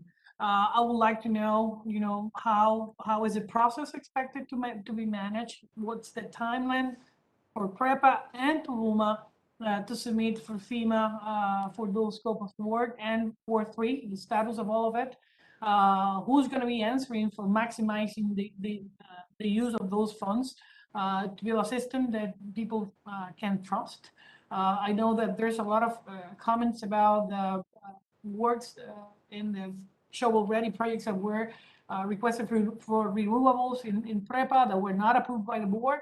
My question to Mr. Fermin and to Mr. Hill, again for the record, it's if PREPA or the P3s challenge that FOMB decision of canceling those renewable contracts, and why? If there's any way to get those in the line when they will show already, and what was the main reason for that? I think that's not the scope of the board. That's something that should be in the hands of PREPA in the case of generation. My next question will be, how long it will take for all those units that are going to be receiving maintenance in the next months. Even private generators and the government generators are going to be receiving maintenance. So are we going to see more of these relay outages across the island? Do you have a plan that has been informed to the public in that sense? And remember, the many communities that rely on energy to pump their water. So if you don't have power in some rural communities, they will not have water at the same time. So that's the reason how this is so difficult to manage to the rest of the island. Mr. Hill? Gonzalez, and thank you, Congresswoman, for it. The gentleman would answer as quickly as possible because time's over already. I will. Actually, from our end, we have like 40 projects totaling 2.5. They're already $78 million invoices and costs, and we still have pending 7.3 for the outstanding reimbursement for it. In terms of like the FOMB, no, they shouldn't, but they did based on the amount of money actually that it will cost, or the amount of money that it was projected based on the plan on the fiscal plan for it and the RP, and hence, if those projects were made back in the day, today we wouldn't have like that problem. Nonetheless, politics, and because it was done by the last administration, they took it out, and then the FOMB recently, after more than 8 years, actually requested the governing board to see their projects. We went out there, we negotiated with more than 16 of those, and then afterwards, they make the decision that only 2 of them were gonna be. If we have the hands tied to it, yes, we do. But that's the way that our economy is working right now. Thank you, sir. Look, I understand that there's a lot of specificity to answers, but being long-winded is another issue. Let me now recognize Mr. Tonko. You have 5 minutes, sir. Thank you, Mr. Chair. Thank you for bringing such great focus to a very important concern for the people of Puerto Rico. As Puerto Rican communities recover and rebuild from the COVID-19 pandemic, as many work or attend school virtually, and as temperatures rise and storms worsen, Puerto Ricans need reliable, and affordable electricity more than ever. And yet the island's electric grid, with less than 3% renewable electricity, continues to plague Puerto Ricans with often life-threatening outages while costing them double the average U.S. rate. So, Mr. Gill, what plans do you have in place to meet the renewable energy goals established by Act 17? No, as it is right now, Congressman, we're running the RFPs requested in the sake for transparency to pick the best option for the island. And at the same time, when all the basically the grid modernization comes into place, then the idea of the virtual power plants can become to a fruition, and we may have an excess of those. And Professor Irizarry, as extreme weather events become more frequent, what risks will the current plan pose, and how would solar energy bring more reliability and cost savings to Puerto Ricans? Thank you, Congressman. We already saw what happens when we face a Category 4 or Category 5 hurricane. The transmission system collapses, and that will happen again, even if you rebuild it. If you rebuild it up to code, to current codes, it will still not withstand a Category 5 hurricane. What we are proposing is renewable energy on the rooftop of homes and commerce with storage. That proved to be the most resilient alternative to a hurricane like Maria. People that had solar rooftop systems with batteries continued with electricity provided from their solar PV systems. I don't see how investing on a technology of the 20th century will bring us to a 21st century condition. We need to embrace new technology, and we have the know-how and the technology, and it's today cheaper than the alternative. So we encourage the government to review their plans to invest in old technology that is vulnerable to stronger storms as the ones we are seeing right now. No, thank you very much. And Ms. Santiago, what obstacles currently impede a greater investment in energy sources like solar on the island? Thank you for the question, Congressman. Primarily, the LUMA contract right now is the largest obstacle we're seeing for integration of renewables. In fact, at a hearing before the Energy Board, one of LUMA's representatives, a guy named Lee Wood, said that FEMA funds could not be used for rooftop solar. He was corrected immediately by the board personnel, but that has been LUMA's position. They want to, as Professor Irizarry just mentioned, rebuild the old transmission, 20th century transmission system that will be knocked down by the next hurricane. And that's taxpayer money to the tune of 9.6 billion or more will just be wasted. So what we're proposing as a society, and what's really popular in Puerto Rico and anyone with any kind of means is doing, is acquiring rooftop solar. So PREPA, with that allocation from FEMA, can do that for low, middle income and businesses and residents all over Puerto Rico and provide life-saving resiliency. Thank you. And I would think, an island such as Puerto Rico would be a classic example of solar opportunity. That would just be a natural go-to. Yes. Mr. Stensby, Ms. Santiago's testimony mentions a backlog of more than 5,000 systems on the island waiting to implement solar technology. So what are you folks doing to address this backlog, and what challenges remain? Yeah, thank you very much for the question, Senator. In fact, when we began on June the 1st, it was a very long backlog, and as we pointed out, some people have been waiting for as long as 2 years. We made substantial efforts in reducing that backlog.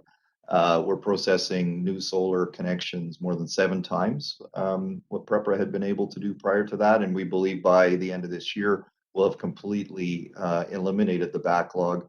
And I think, LUMA, people are trying to portray us as anti-solar, and it's absolutely not true. We just released, in fact, a hosting map on our website so that people who are interested in solar can more easily connect and make decisions about the solar investments. So we want to be very clear. We're supportive of rooftop solar, and we're doing everything in our power to support that. Yeah, and I would hope that includes storage. And with that, my time is up. And so, Mr. Chair, I yield back and thank you so much for the hearing. Thank you, Congressman. Congressman yields. Let me now recognize Mr. McClintock. Sir, you're recognized.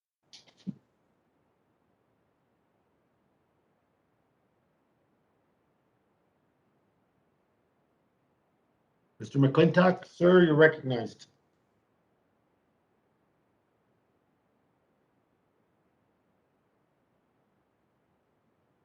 If not, let me go to the next colleague on the list. Representative Tiffany, you're recognized for 5 minutes. And we'll hold that other for Mr. McClintock if and when he comes forward. Representative Tiffany.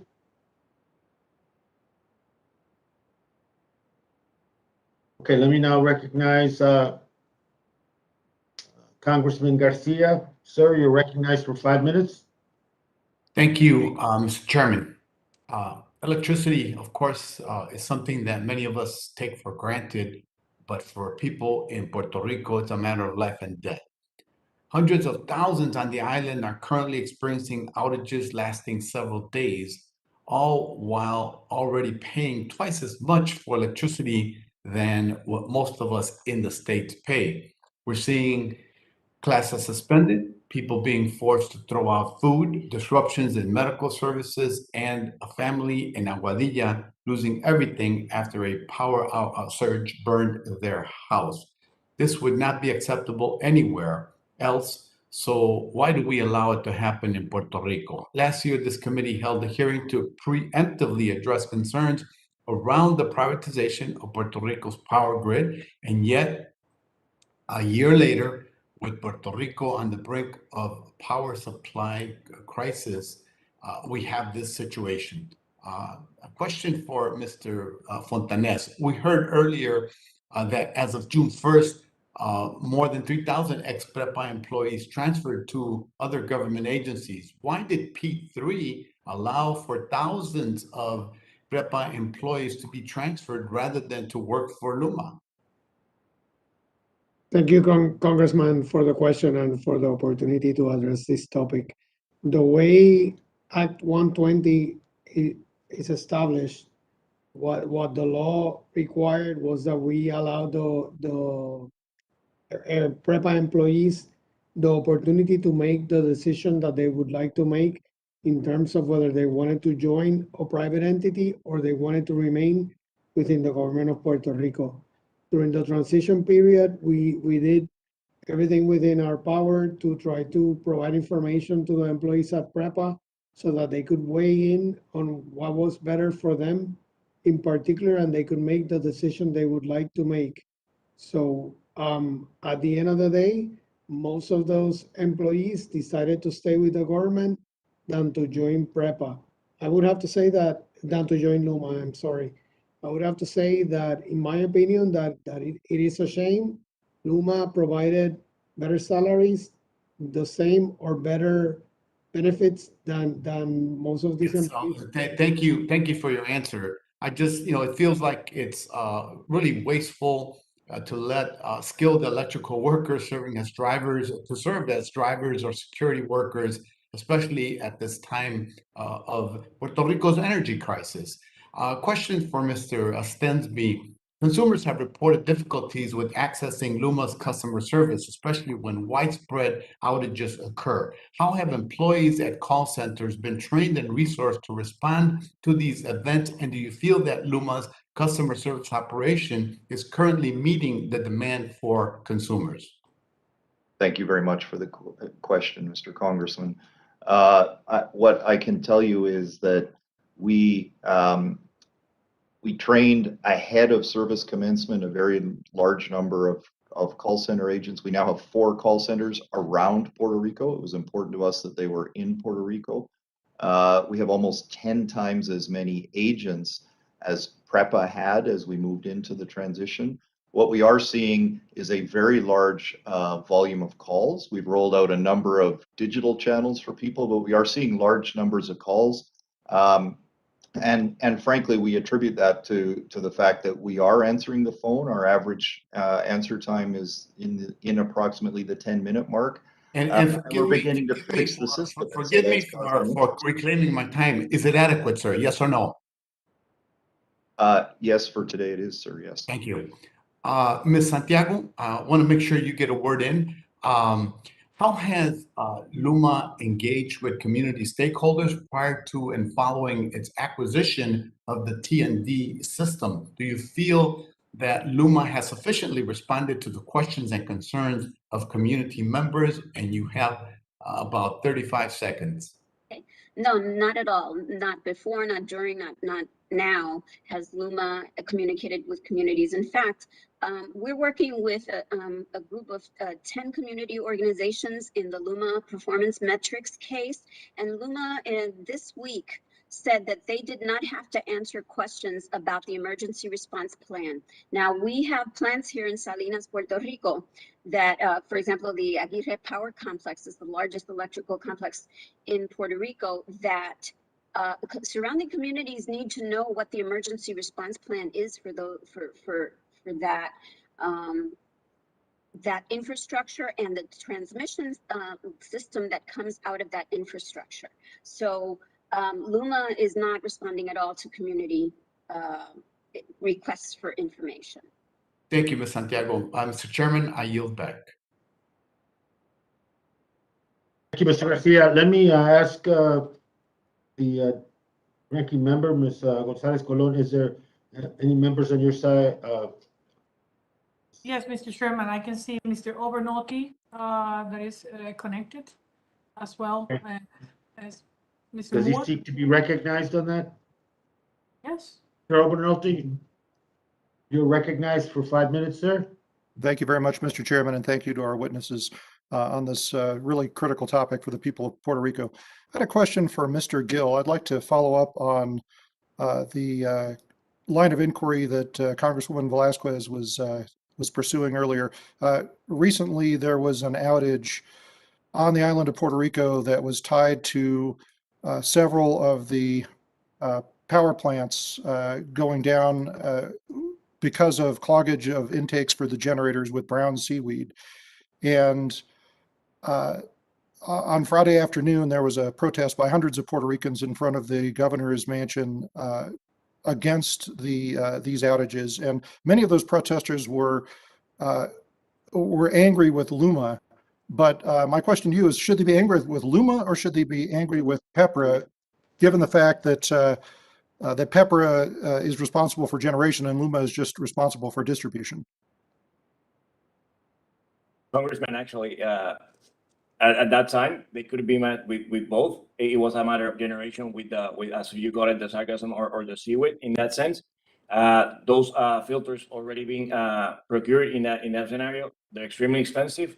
There was something that it shouldn't happen, but at the same time, there have been other outages not related to generation that sort of like that mix of it actually creates have been created the emotions around there, and obviously other political motivations and the opposition to it. It's fueling that fire. Okay, so what could LUMA have done about that particular outage? In terms of the generation, I mean, like they don't have any type of control in the generation. They do have the dispatching of it of the generation by itself. Meaning, with that, they start transmitting and distributing amounts. So when it's related to outages because of transformers, substations, or any other particular fault wiring or something like that, it's related to the T&D. When it's related to generation by itself, any machine that breaks or whatever. It's related to us in PREPA. Right. Okay. So talking about that outage in particular, can you give us kind of a layman's explanation of what happened with the seaweed and why it caused such a problem at those two plants?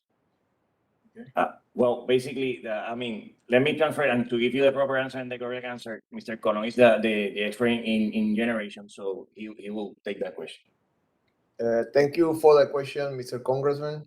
As Fernando explained, what happened over there was that a high amount of seaweed or sargassum entered the intake of water that are used in the power plant for condense the steam that is using for move the turbine. The reason for that was that we have 5 sets of screens that are using for filter or prevent those seaweed to enter the channels that are tied to the condensers. But at that time when this happened, all of the 5 filters failed, and that was the main reason that led to the shutdown of the units on Aguirre, and also to reduce the amount of energy that one of the generation can produce. And LUMA doesn't have anything to do with that. It was Okay, now, are those intakes, are they at surface level or are they below the surface? Both, but the majority of the seaweed was on the surface, but also are below the water level. Right, and as I understand it, these are large floating mats of brown seaweed, is that correct? Yes. So, I mean, I'm just, and again, I'm a layman, I'm not an expert, but why even allow those mats of seaweed to come close to the inlets? I mean, couldn't you just take some surface watercraft and go collect that or push it away, or erect a floating boom or something if you knew that was a hazard? Well, actually, that was a failure from our people in the Aguirre power station. Actually, the power plant has watercraft and equipment to prevent those seaweed to get close to the intake, but they also have lack of personnel to conduct that kind of maintenance service for this kind of process, and all of this lead to what happened. And we are now taking the actions required to prevent that. Since that time, the unit returned to service without any problem with the sargassum and seaweed, and we are putting all of our efforts to prevent that to happen again, even that we doesn't have the equipment, the new equipment that is needed to replace the broken ones. Okay. Gentleman yields. Let me turn to the next. Thank you for the questions. Gentleman yields. Let me recognize Representative Talib for her questions. Representative, you're recognized.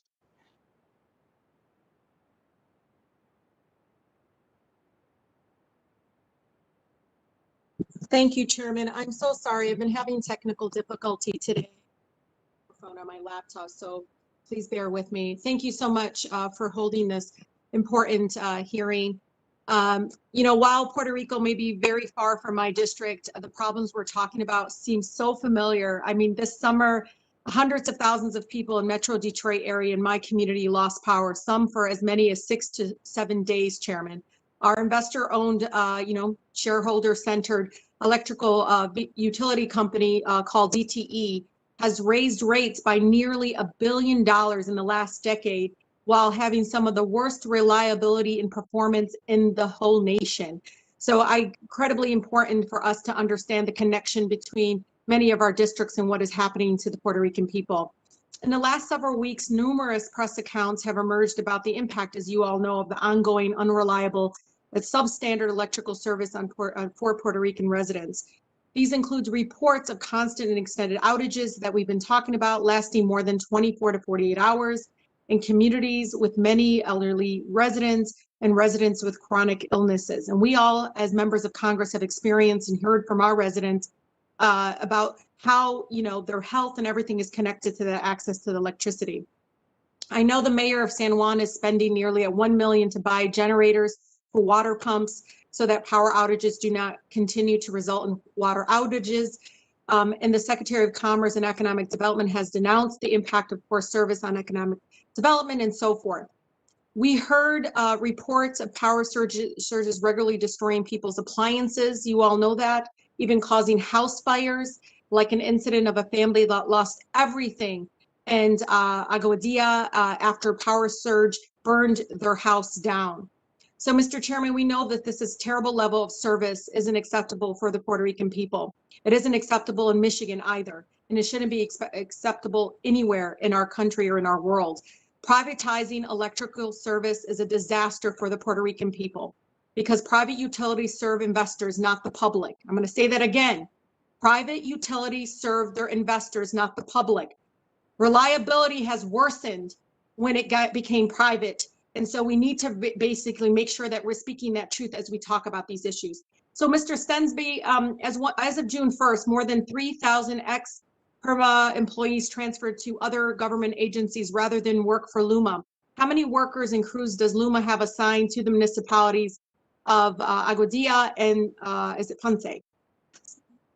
As I testified earlier, we have 900 employees that are in the field today. I can't tell you precisely how many are assigned to those two municipalities, Congresswoman. Yeah, so they left LUMA. How many left LUMA? How many left LUMA? So more than 3,000 PREPA employees transferred. You said 3,000, and then they left. You said 900 went to the municipalities? No, so I think it's a mischaracterization. LUMA recruited, and for an employee, as Mr. Fontanez had testified, for an employee that was working for the government of Puerto Rico, they had a choice to join LUMA or take a transfer to another agency within the government. And 3,000 of them said, we're going to leave LUMA. Okay, what is the average crew response time for outages? The average response time across the most recent month is in round numbers in the 5 or 6 hour time frame. How many complaints has LUMA Energy received regarding voltage, what they call fluctuations, damaging home appliances? I don't have that specific number with me. I would love if the committee can follow up and get that information. How much money has LUMA Energy received so far under its contract? And again, I apologize if this was answered before, but I would like to know for the LUMA Energy during this interim period until the point in time when PREPA would eventually move out of bankruptcy earns approximately $7 million a month. Okay. How many LUMA employees executives earn over $200,000 and how many earn over $500,000? I think it was asked that question earlier, but and you didn't want to answer, right? I'm not able to disclose employee salaries. Yeah. If you want to get in the business of providing a public good and for the federal government to subsidize it or for us to play a part in it, then you understand that those salaries are also the public salary. Do you understand? So just know that it doesn't make sense that you don't want to reveal that. You don't even have to tell me the names of it. I think Velasquez and I are just curious, how many of your employees earn over 200,000 and how many of them earn 500,000? I don't need names. I just want to know how many. So if you can follow up and talk to your legal folks, I think they'll come back and tell you that that should be actually transparent and open. Do you know what the median household income is in Puerto Rico, sir? No, I do not, Congressman. Yeah, it's $20,000. According to the Census Bureau, $20,000. So LUMA has received millions of dollars and stands to receive billions more in an attempt to privatize the grid in Puerto Rico over the next 15 years. But the last 4 months have been a disaster for the people of Puerto Rico, and privatization I know will only worsen it.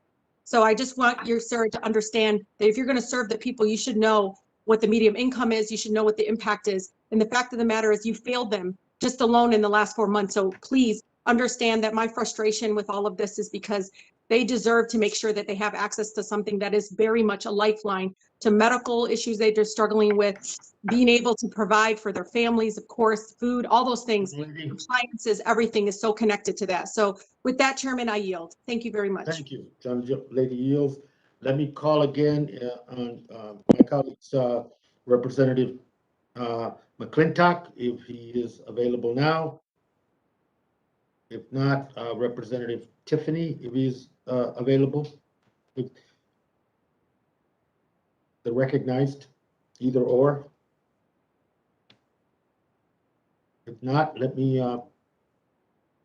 go to Representative Espaillat for his 5 minutes. Sir, you're recognized. Thank you, Mr. Chairman. Thank you. I want to ask a very simple question. One really like an honest yes and no answer. Have since LUMA assumed responsibility, have power outages and other service disruptions increased? Mr. Hill?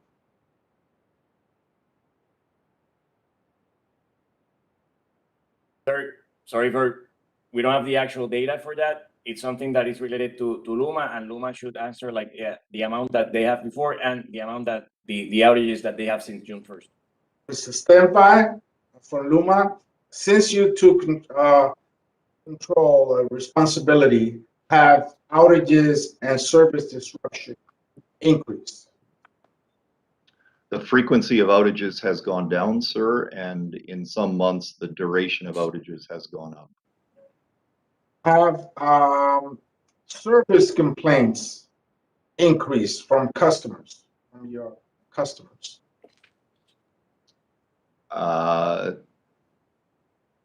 The calls that we receive have absolutely increased, and I believe that's fundamentally because we're actually beginning to make a difference, and people are now reporting issues in order for us to correct them.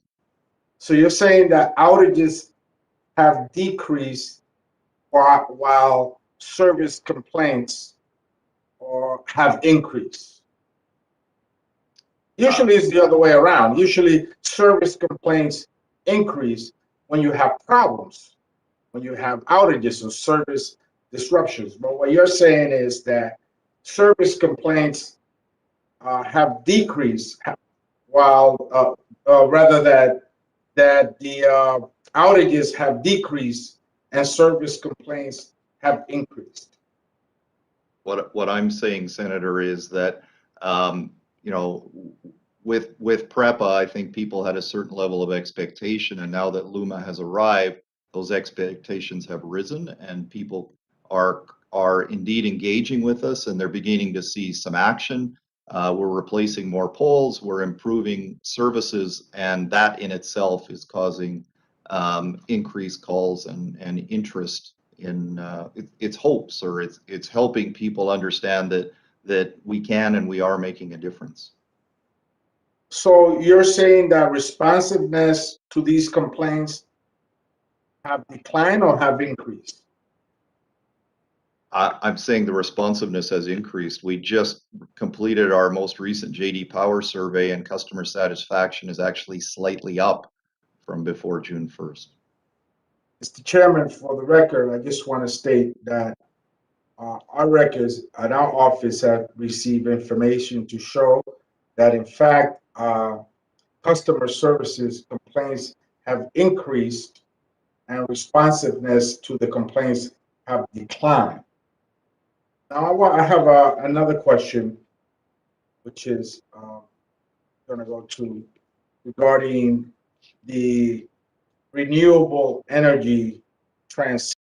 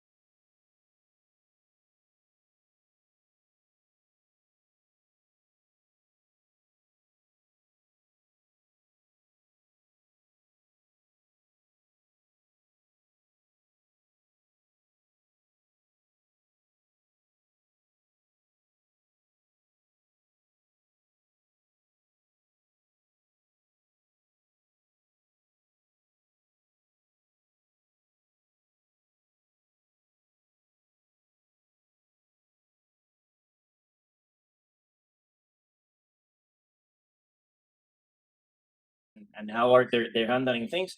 But in that sense, I feel comfortable with the pace that we have right now.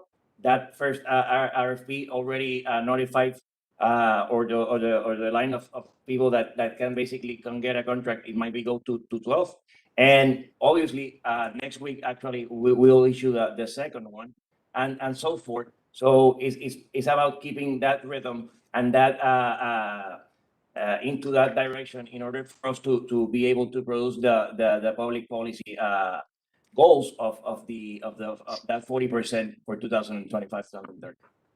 Mr. Chairman, Mr. Chairman, let me just, for the record, state my concern regarding these delays and the potential that other interests may be involved in causing these long-standing delays. I yield back.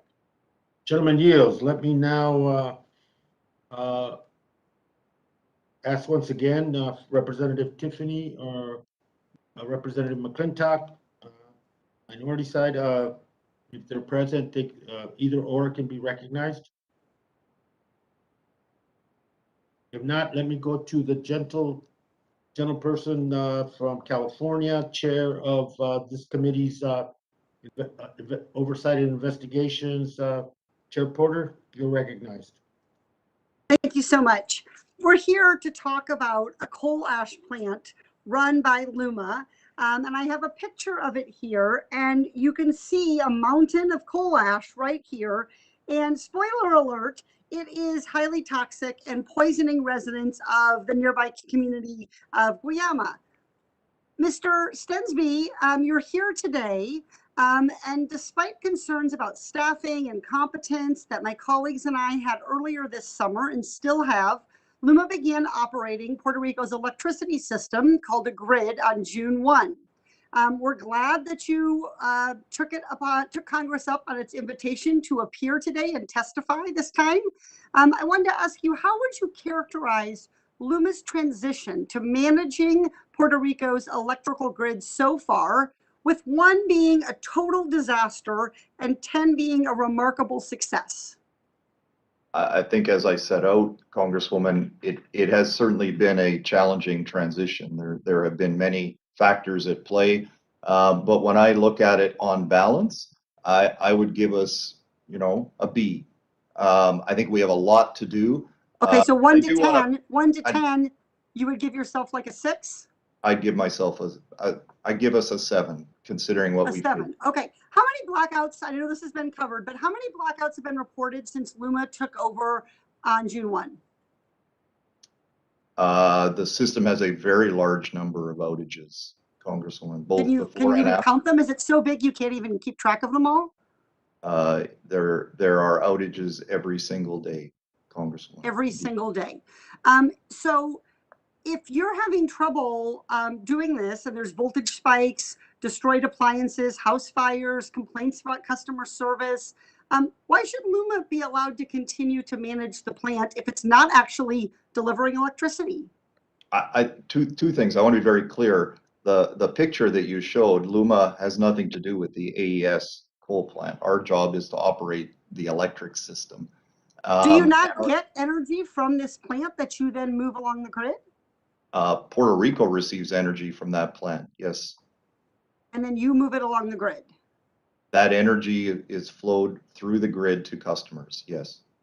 Okay. I want to talk about customer service. How many customer service reps did you have on June 1? I don't have the exact number, but we How many have a today? large number. Sorry? You have a large number of customer service reps, which is good because you have a large number of blackouts. How many customer service reps do you have today? We have more than 350 agents, and in addition, many more people that are customer service people. And how many experienced linemen do you have today? I think, as I described earlier, 900? the way that PREPA would describe them, we have more than 900 people in the field today. Okay. I want to turn to last hearing. We had a witness describing that his aunt is dead, his wife and daughter might be dying. A doctor testified about terrible illnesses.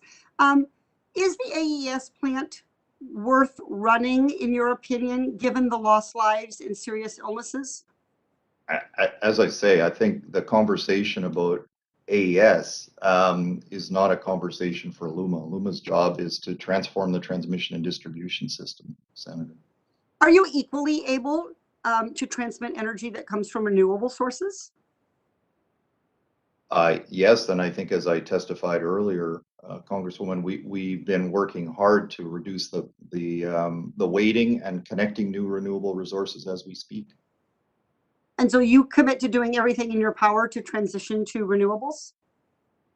We are very supportive of renewables. Do you think Puerto Rico is on track to meet its renewable goals? Once again, I think it's important that people understand LUMA's role is to operate the transmission and distribution system and rebuild that system. I'm concerned because we heard testimony today that you're delaying ready to go rooftop solar and storage installations, and there's a backlog of these systems that are still waiting to be connected. Why is that if you're so committed to clean energy? No, I think that's a mischaracterization. I think my testimony actually said we are accelerating those systems. We're moving at 7 times the pace that they were being moved at before we came into operation. We're confident there will be no backlog by the end of the year, and we just posted hosting maps on our website to support more renewables. How long do you think it will be until LUMA can deliver the energy in a consistent and reliable way with blackouts that are comparable to what we see in the United States and what you saw at your prior employer? I believe that it's going to take many years to transform all of Puerto Rico's electric system. It's going to require the FEMA funding, and it requires a complete overhaul. It took decades to get where we are today, and it's going to get better month by month by month, but frankly, it's going to take many years to get a world-class electric system here in Puerto Rico. Thank you. I yield back. Gentlelady yields.